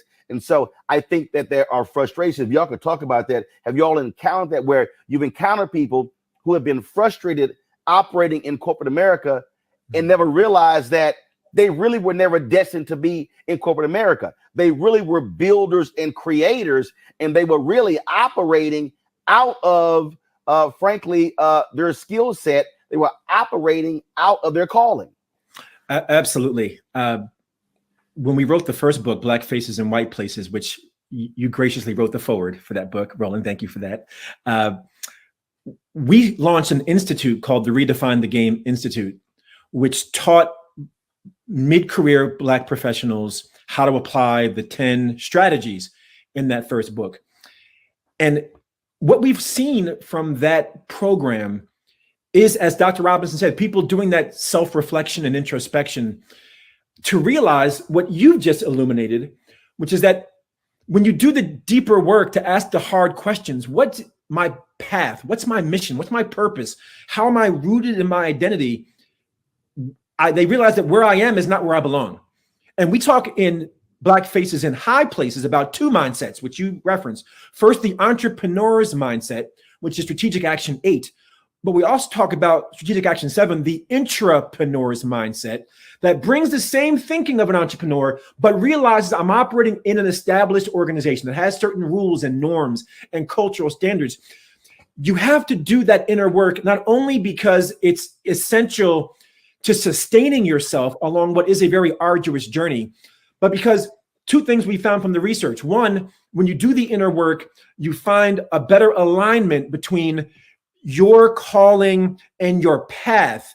And believe it or not, when you find that alignment, you also are more likely to be further propelled in your career compared to those who take one for the team, sacrifice for the organization, compromise something of themselves. All the research shows when you find that alignment, in Strategic Action 3, we call it Ikigai. It's a Japanese concept that talks about your meaning and your purpose. When you find your meaning and your purpose, it will propel you to do your best, be your best, and find the best path forward for you. I remember when I was at CNN, I had announced that I was doing this line of ascots, bow ties, and ties for the Black-owned company.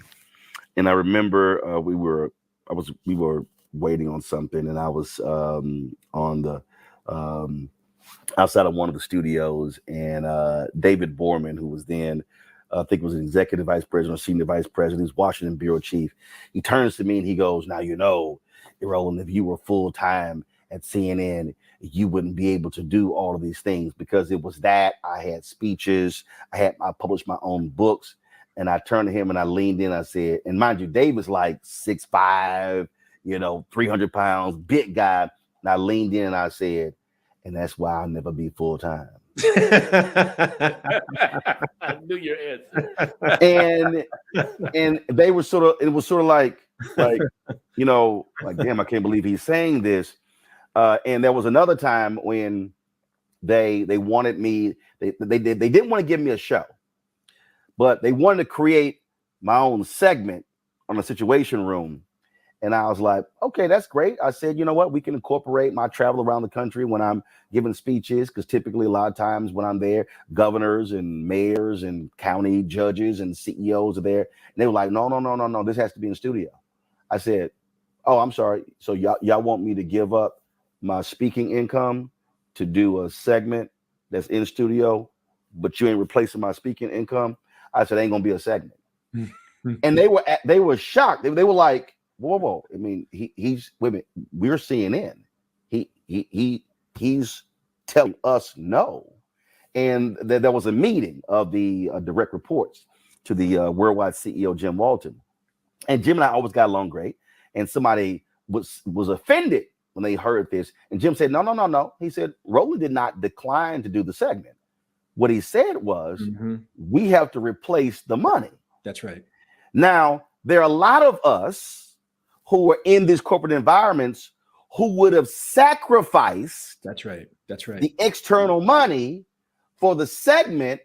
And I've always said, hell no, never do that, because that shows value.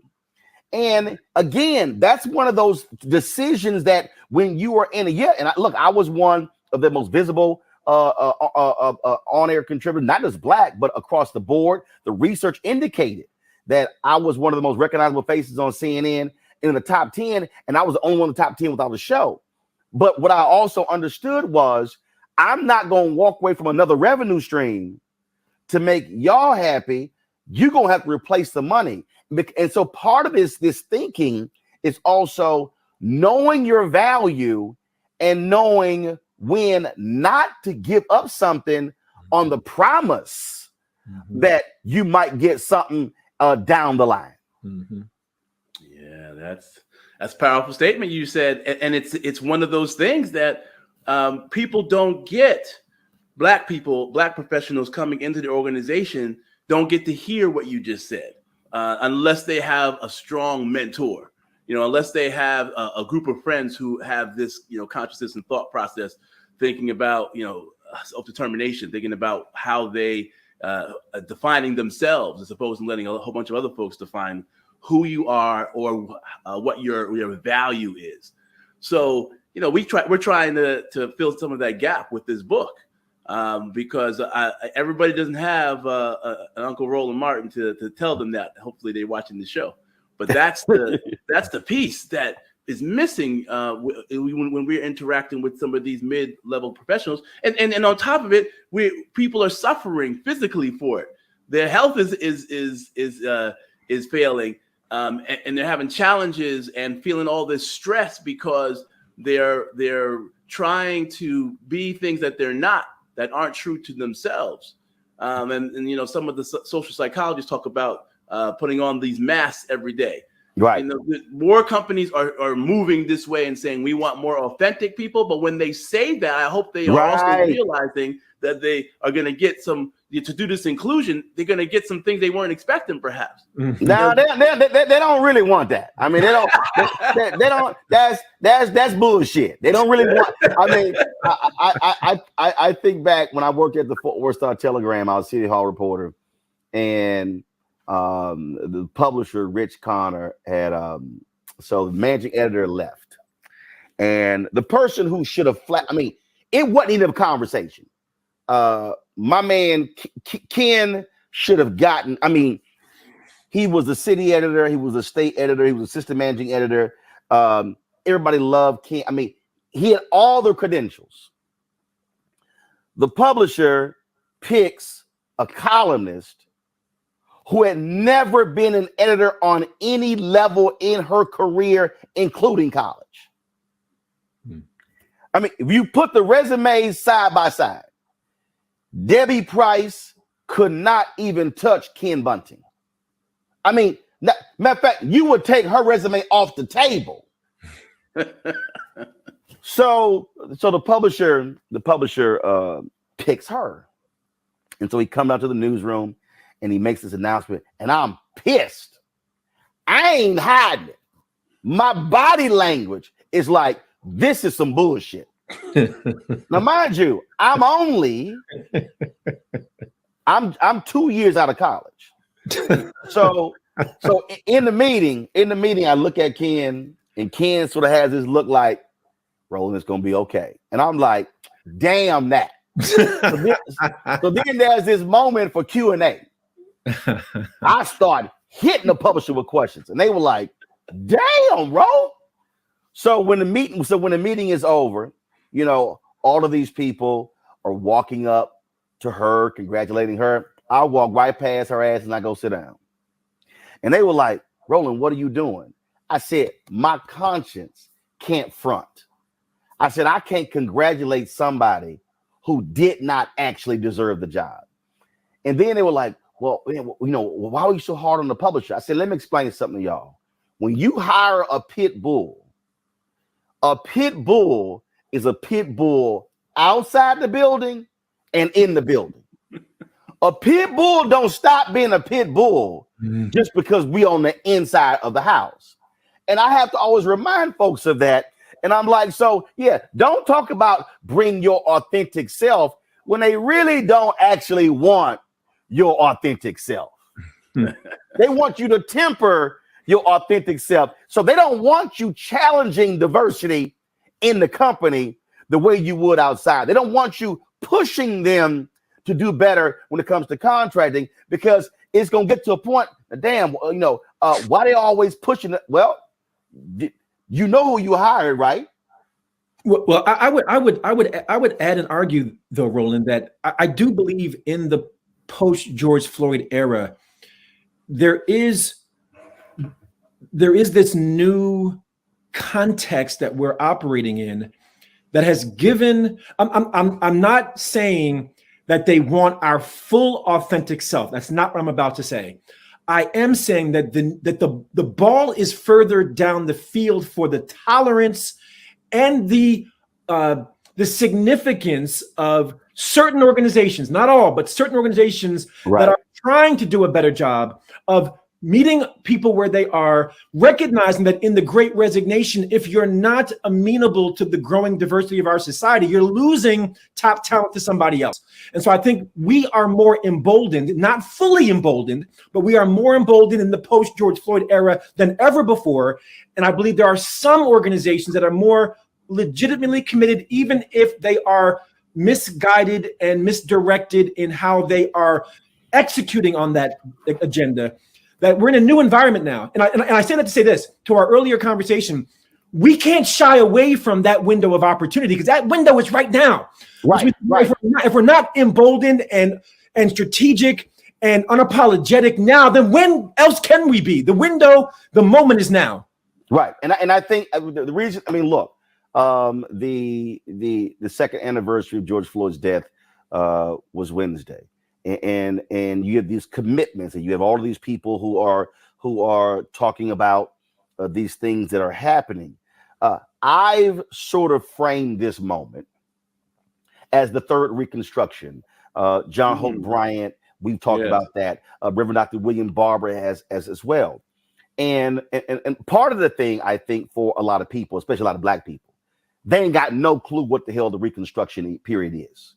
After the election of Trump in 2016, I was in at a panel, DC, and mostly white. It's probably about 5 Black people in the whole room. And I brought up the Reconstruction. I think probably one white person in the whole room knew what the hell I was talking about.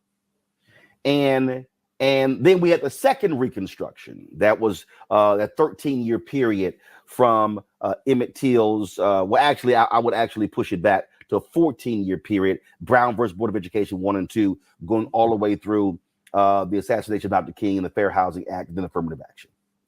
And so what I've been saying is that we need to be looking at this period as a minimum 20-year period, a Reconstruction period, which now means post George Floyd, we're only 2 years into the 20, which means that we, as African-American professionals, cannot, to your point, Randall, allow this moment to sort of dissipate. That's right. Because we've got to keep that foot on the pedal, got to keep that foot on the neck, saying, no, we ain't letting up. Y'all, because I go back to the first Reconstruction. It lasted 10, 12 years. W.B. Du Bois put it at 20, but 5 to 6 years in, white folks like, you know, well, look, we done passed enough laws.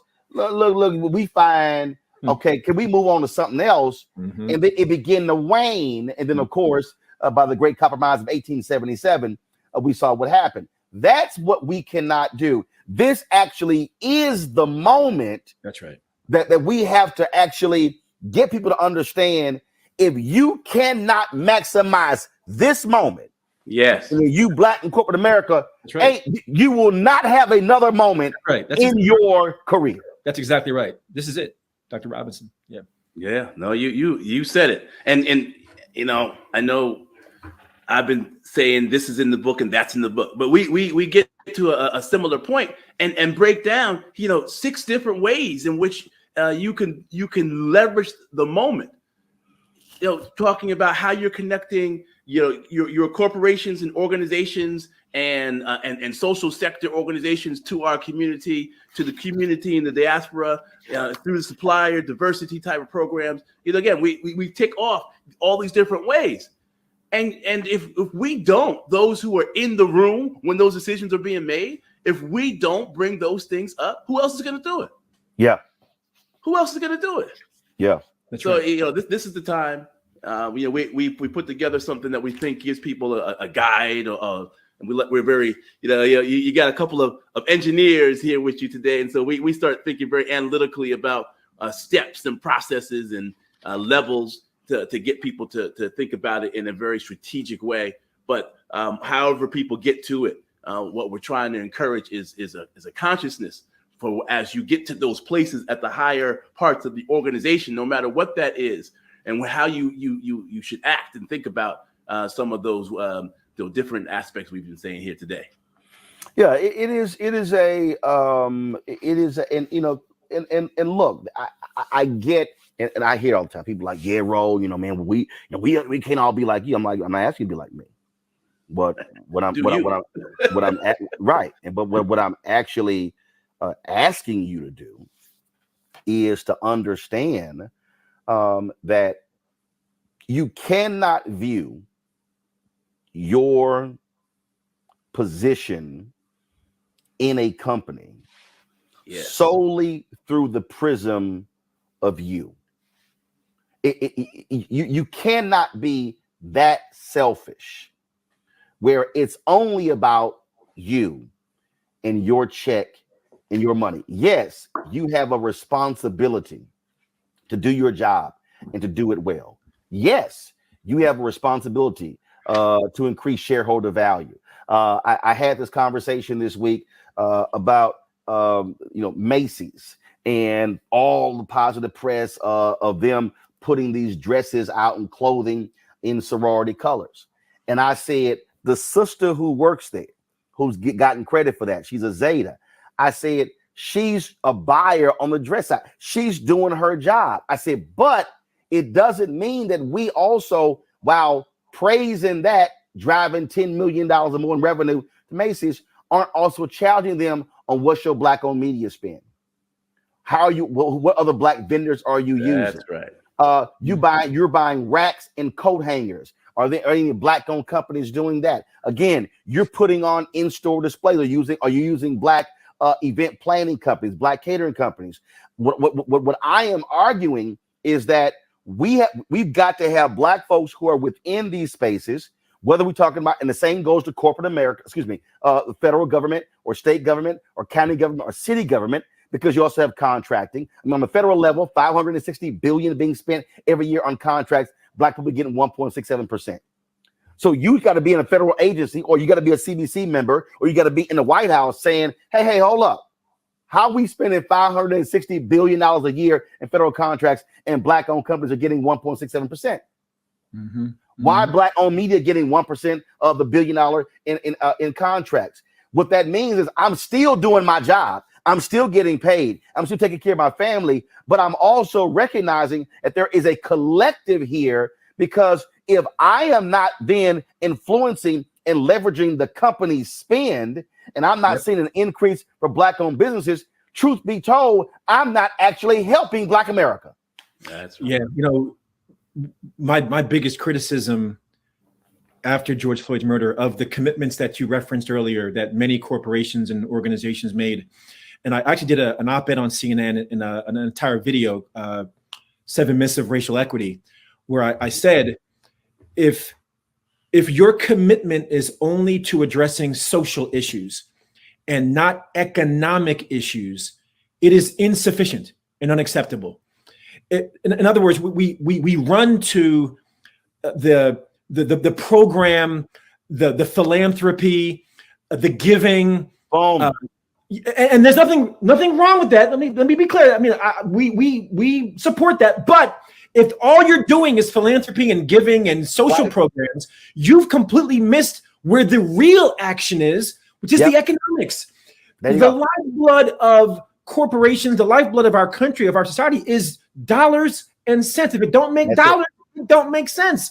And so I looked at all the commitments through the lens, or to use your word, the prism of, is this going to have an economic impact? There you go. And is it going to create jobs? Is it going to create wealth? And is it going to create intergenerational wealth? Yes. And in the book, we talk, ad nauseum about this idea of intergenerational wealth as perhaps the signature measure of whether an initiative, an investment, a commitment is legitimately going to transform our community, or if it has a fleeting effect.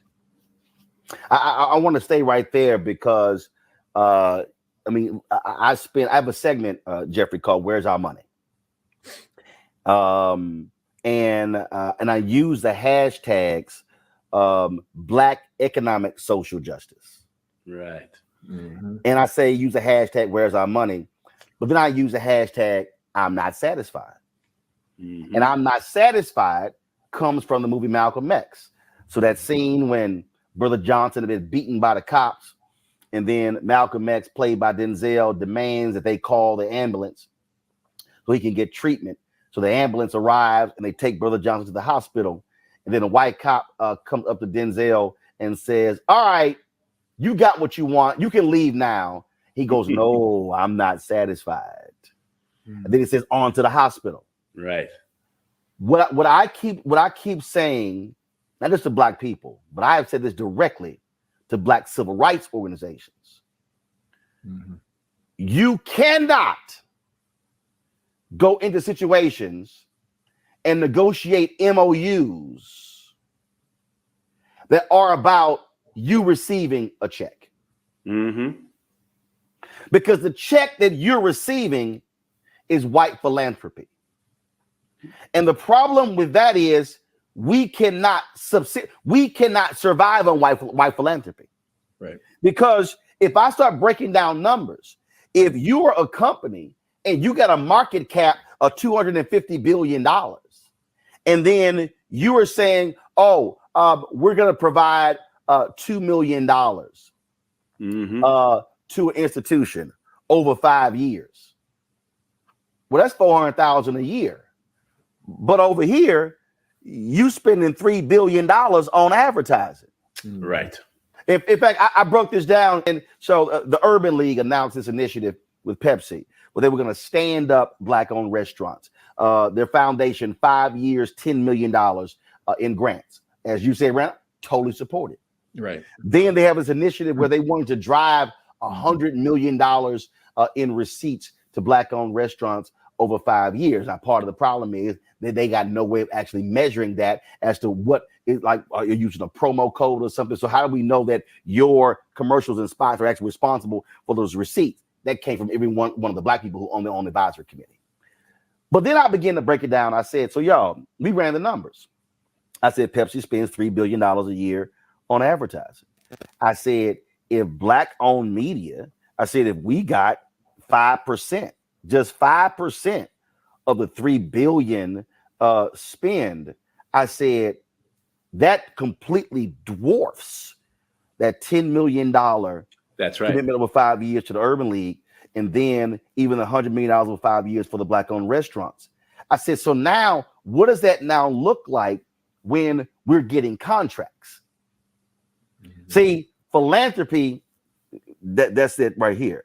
Contracts are here. Mm-hmm. Now, all of a sudden, if we're now getting annually $750 million, $500 million in contracts, we can buy our own damn tables. You're right. And that's how I'm trying to get a lot of these brothers and sisters who are in these companies to think like, don't get hyped because the company made a $5 million commitment when they could literally use Black-owned companies and drive $500 million annually annually into these companies, which impacts hiring. So now all of a sudden we're lowering the black unemployment rate because we're likely to hire those who are our own. Then, like in my case, I'm using black vendors, black lighting, black set designer, black. So all of a sudden, my capital, my revenue increases. I'm not using other black vendors, so I'm now circulating that dollar. That's how getting. But see, a lot of people go, "Damn, I never thought about it like that," because they're caught up in the hype of the philanthropy. Yeah. Yeah, those $5 and $10 million commitments that I've seen, they're drops in the bucket. Let's get 10, 15, 20% of that spend on these different categories or more going towards black and brown businesses. It is one of the challenges. No, I ain't got I want to go to black businesses. Understood. Here's the whole deal. If you want to fight for brown, knock yourself out. I've literally been in meetings. I was like, "Yo, roll here for black people." I understand where you're coming from. You know where I'm coming from too. I got you. Roll here for black people. My point is that it's all about philanthropy versus the where the real dollars are. Let's get into some of the contracting. Both Dr. Pinkett and I work with National Minority Supplier Development Council, various programs, and the commitments that are made within organizations along those lines are all in the contracting side. Fine, sponsor the program or the training initiative or things along those lines. That's great. That does capacity building. But once we all have our businesses ready and on to that next level, now let's open up the floodgates on those contracts, because that's where we make a difference. That's where the generational wealth can be developed. There you go. That's where the jobs can be created. That's where we start to be able to take better control of things happening in our community. That's right. And if you one of those, see, this is the other thing. And if you one of those black folks who are in one of these corporate positions, guess what? You now are also creating other places for you to get hired. Yeah. See, that's the other deal. When all of a sudden we are leveraging your position in these places. If you decide to retire at 55 or 58, and guess what? You're not the CEO or the CEO of the company, but guess what? You may transition to this black-owned company that's right, doing 100 million, 200, 300 million in revenue, and you now can grow that company. So now there's a place for you to land. Right now, and this is pre-COVID, I said it, you got 2.6 million black-owned businesses in America, 2.5 million got one employee. That's right. So it's really only 95% of all black-owned businesses doing less 5 million revenue or less. So the part of the problem is, and y'all talk about David Stewart, Kathy Hughes, Bob Johnson was at BET. The reality is those are unicorns for black people, because the fact of the matter is we have few black businesses with capacity. And so these black faces in these white places have an opportunity to, drive those contracts in dollars and revenue. And now all of a sudden you're building black capacity, which could be very well the places that you could transition to run. Yeah, I want to echo and elaborate on this important point. I remember one of my mentors, Bob Blackwell, who at the time was running, I think, the 50th largest black-owned business in the country, Blackwell Consulting Services out of Chicago. But Bob said to me, he said, "I don't understand why some of these black corporate executives don't hire me, because I'm the first person they call when they get let go." Come on, dog. Come on, dog. Boom. And let me tell you something. I'm going to say this with pride, because of Bob's mentorship and because of his investment.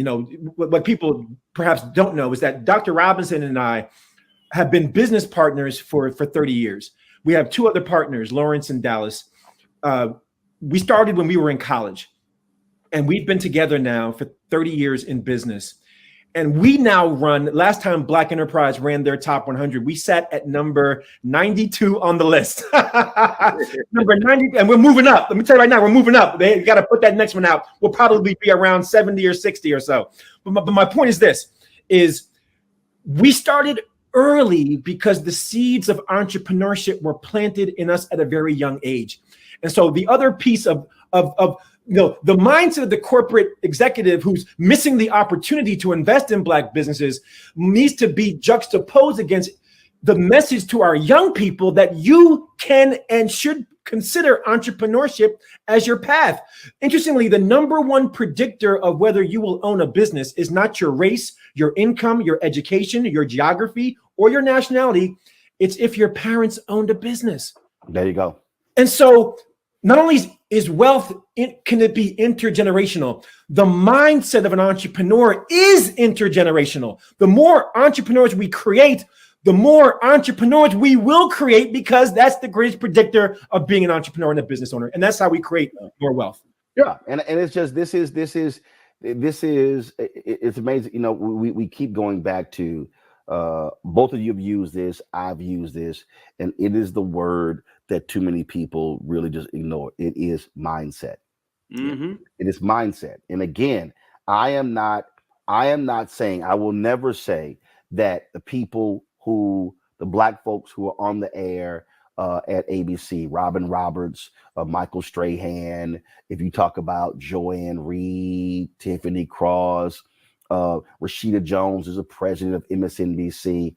I've as a 3-time board member of NABJ, life member, now in the Hall of Fame, I've been pushing for us to be in those spaces, while at the same time saying we got to have a strong, robust Black-owned media. Right. Two things can be happening at the same time. Because here's the reality. You talk about those folks, calling Bob, but look, here's the deal. Some of those same folk have told me, damn, Ro, you get to say some stuff I can't. Yeah. The thing is, I don't have to go ask somebody else for permission. Can I go cover this story? Because I own the company. That's right. I don't ask anybody. And so the thing is, I think that there has to be this mindset of, yes, if I am in a corporate position, and I know for a fact that we are hiring people externally. Look at what the brother Ed Koch tried to do when it came to the law firms, trying to force them to diversify. And he was like, no, we're going to tie it to the money. And see, this is where, again, leadership comes in. If you do not tie changes to your practices to their money, to their pocketbook, to their bonuses, Al Newhart did it with USA Today and Gannett when he said, we're going to be the leading company in America when it comes to diversity. And he said, and if some of y'all got a problem with me tying your bonuses to diversity, you can leave the company. Yes, that's leadership. That's how Gannett came. And if he had middle managers who were blocking it, they got replaced. And Gannett, and here's what happened. When Gannett did that, all of a sudden, Knight Ridder, Cox, and the other media companies like, well, damn, we're going to have to do the same thing because we're about to lose our Black and brown talent. That's right. And that's exactly what happened. So one decision can literally affect the entire industry if you're the heavyweight. I spoke at Walmart, MLK program 2 or 3 years ago. I said the CEO was sitting right there. I said, y'all can literally change corporate America. You ain't got to ask permission because you that big. Right. I said, so what happened? I said, but you got to make the call. You got to make the decision. And that's how we using that power. Got to ask you this here. In terms of, I ask this question in any book interview that I do. What was your wow moment when you were talking to people, you were researching? Jeffrey, I'll start with you. What was that moment? It could have been more than one. It happens that even you went, wow, that's crazy. Well, I got one. It's crazy in a good way, but it just reinforced something that I already knew about the power of mentoring. Some people know the story of Kathy Hughes. We've had it in movies, we've seen it in written and on TV. And Kathy Hughes, amazing entrepreneur. But one of the things I didn't realize was that one of her mentors was John Johnson of Ebony Magazine. Yep. And how that relationship developed over time. I had not seen that written about. I had not seen that talked about. But the fact is, she was in radio. He was obviously Ebony and Jet magazine. And she said she learned so much from him. And then when he was interested in going into radio, he came back and talked to her. And so it talked about how in our community, we need to make sure that this mentoring is going on, because the power of having a John Johnson talk to you and give you advice while you're developing your own empire is amazing. And she said, frankly, she learned some things about what not to do. She talked to us about how she wanted to make sure that she, as she passed on the business to the next generation, that it would have a long-lasting legacy, that it would move and change with the times. And again, we sort of know the story of Ebony and Jet, even though it's being reborn, that some of it has to do with not changing with the times. The business has to keep up with the technology. Mm-hmm. So that to me was a fantastic example of one of the themes that we talk about in the book. How to maximize mentoring.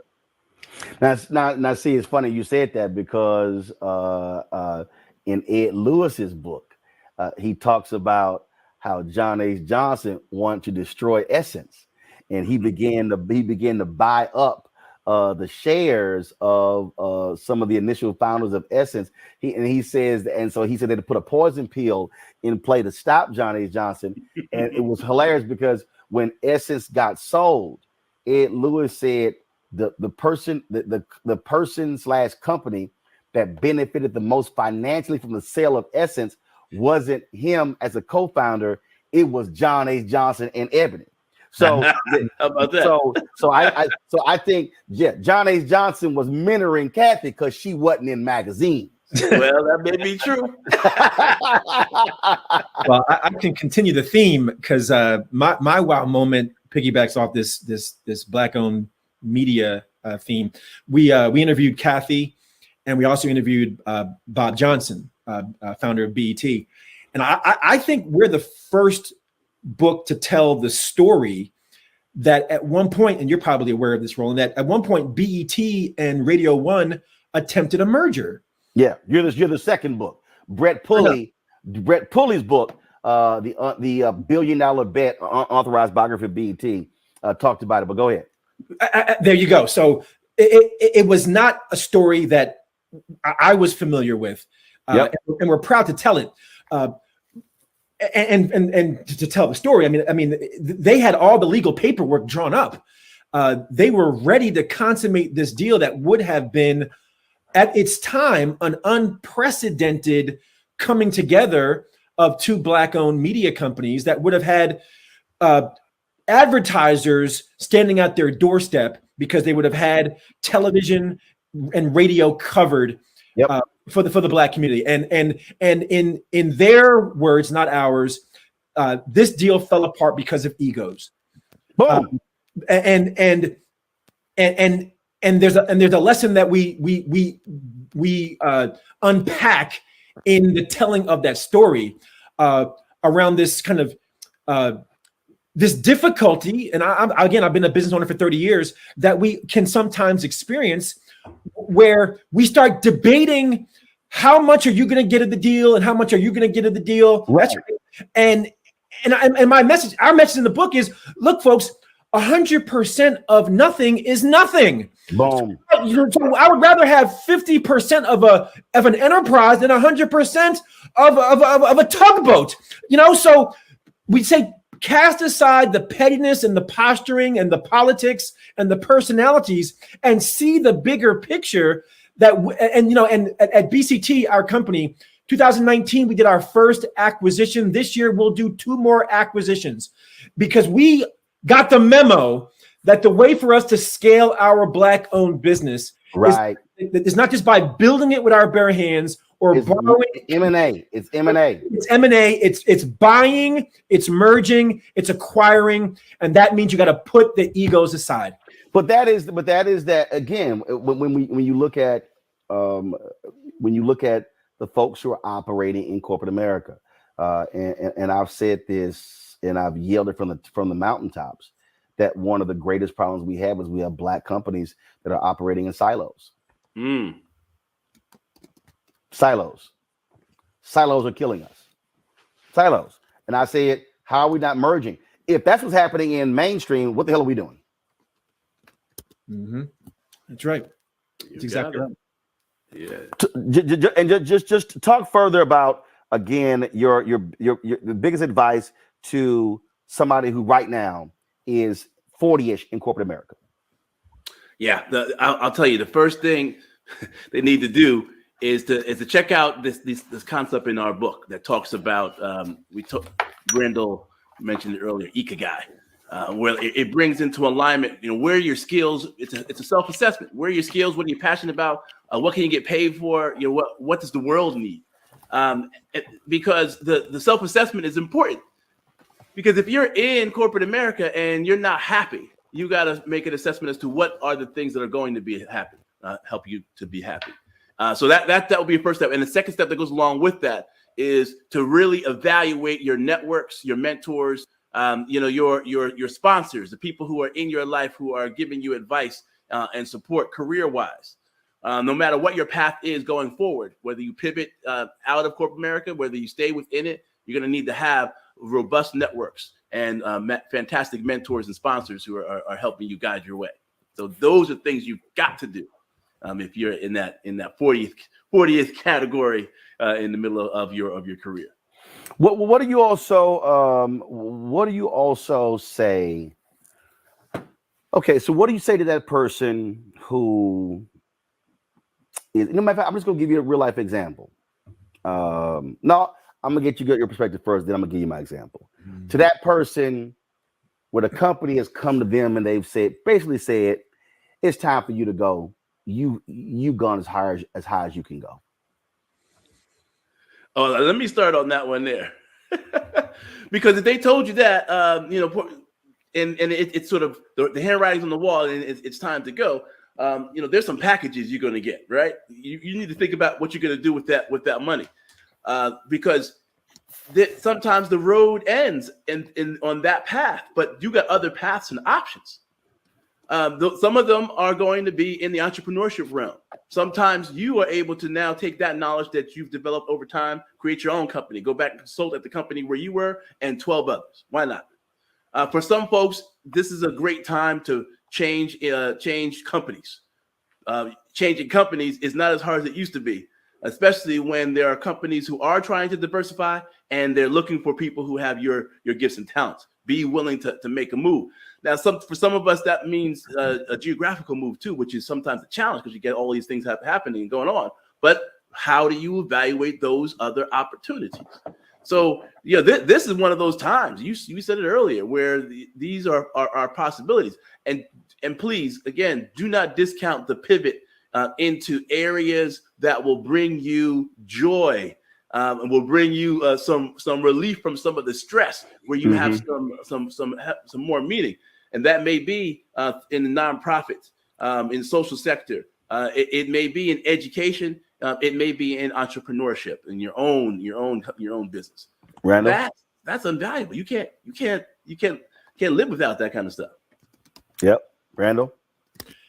I would say what we talked about earlier, which is, you should seriously consider the path of entrepreneurship.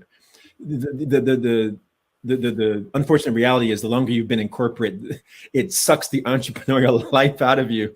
And, you get comfortable, you're risk averse, you're accustomed to structure and process, and ambiguity scare the living daylights out of you. But I say entrepreneurship, or rather the entrepreneur's mindset, is the defining mindset of the 21st century. If you have not yet cultivated the ability to figure out how to create and define your own path, you have to begin to develop that muscle, because you cannot be dependent on somebody else to offer you a job and a paycheck. Increasingly, opportunity is finding itself in lots of different pockets: freelance work, part-time work, consulting work, and business ownership. And I would also consider that if at the end of the day, entrepreneurship is not your path, I understand that, then consider investing in Black-owned businesses, that you're still playing in the entrepreneurial realm without being the entrepreneur. That would be my advice. So about 3 years ago. 3 years ago? Yeah, it was 19. It was 19. I spoke at a conference, and I was at a meeting with this sister, significant position in a major top tier Fortune 500 company. And she was frustrated. She was despondent. She was depressed because they pretty much were like, that's it for you. And she was just, she didn't know what to do. So we're sitting there, we're having lunch, and I'm asking her, hey, do you know these sisters or these? And she didn't know. Do you know these African Americans? I mentioned John Rogers and some others she didn't know. I said, I'm gonna introduce you to these people. And she was so locked into, you know, her career. She really wasn't out networking and going outside of that major company circle. And when it came time for her to leave, I mean, again, she was depressed. She was freaking out. Oh my God, you know, what's going to happen? You know, my kid's in college, they're at Ivy League. I'm going to pay for this. And she was just losing it. And so we're sitting there in about 40 minutes into the lunch. I'm like, okay, so-and-so says to give him a call. She says, so what do you mean? I said, oh, I told you I was texting a person. She went, right now? I said, what the hell you think I was waiting on? And so I hit like 4 or 5 people in the moment. Now, mind you, I wouldn't get anything out of this. I was like, here's the whole deal. And so I had a couple more conversations with her. So then one day I get a phone call. I actually saw something, an announcement on LinkedIn. And I called to cuss her out. I said, oh, I couldn't get a phone call. Here's what happened. She went to a company in a whole different sector, one she would have never, ever thought about. Became the CMO, reporting directly to the president, CEO, I'm sorry, making double what she was making at her previous company. Yep. What I explained to her was you were selling yourself short. She kept thinking I should only rise within this company. Mm-hmm. I said, when you got to understand, boo, it's a whole bunch of companies out there. Mm-hmm. Your time in a company may end, but it doesn't mean that you've ended. And so she was so locked into them telling her that she wasn't worthy, if you will, that she was so depressed and despondent, she did not even realize I could take my skill set and go elsewhere. That's right. And I counter that a lot with a lot of Black folks in high places, is that they think this is the only place I can grow, thrive.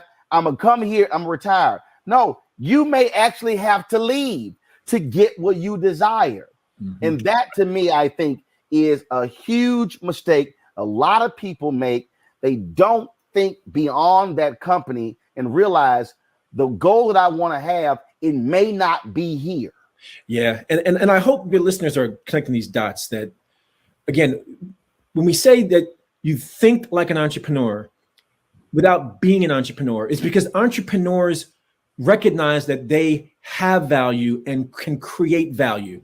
You can have an entrepreneurial mindset and be a corporate executive, but it means you see yourself as your own private business. That's the words of Earl Graves from How to Succeed in Business Without Being White. When you see your career as its own private business, now you're thinking entrepreneurially, and you're not an employee. You are an entrepreneur who has brought value to an organization, and I'm not reliant on you to bring that value to somebody else. And if you don't see the value, I will take my value like LeBron James took his talents to Miami. I'll take it someplace else. There you go. There you go. And that's exactly what I told her. And then she was totally blown away. I said, boo, if you don't believe in yourself, ain't nobody will. The book, Black Faces in High Places, 10 Strategic Actions for Black Professionals to Reach the Top and Stay There. Randal, Jeffrey, brothers, I appreciate it. Thank you so very much. And like I keep telling people, you just listen to alphas it'll all be okay. Jess, thanks a lot. Thank you, brother. All right, take care. All right, folks, that is it for us on today's show. We certainly hope you enjoyed it. I also hope you enjoy your Memorial Day weekend, your 3-day weekend. Please remember those who sacrificed for this country, especially Black soldiers who did it in the face of Jim Crow and racism. As always, we always end our show on Fridays acknowledging those who contribute to our Bring the Funk fan club. But before I do that, don't forget, download the Black Star Network app. It's important for you to do so on all your devices: Android phone, Apple phone, Android TV, Apple TV, Roku, Amazon Fire TV, Samsung TV, as well as Xbox. And please, if you want to join our Bring the Funk fan club, remember, all dollars that you give goes to support this show, allows us to be able to travel, pay staff, to cover the news you think is important. And so do so. Your check and money orders can go to P.O. Box 57196. That's right, 57196, Washington, D.C., 20037-0196. Cash App is $RM Unfiltered. PayPal is R Martin Unfiltered. Venmo is RM Unfiltered. Zelle is Roland at RolandSMartin.com. Roland at RolandMartinUnfiltered.com. That's it for us, folks. Be sure to have a great weekend, and I'll see you on Tuesday. Until then, holla!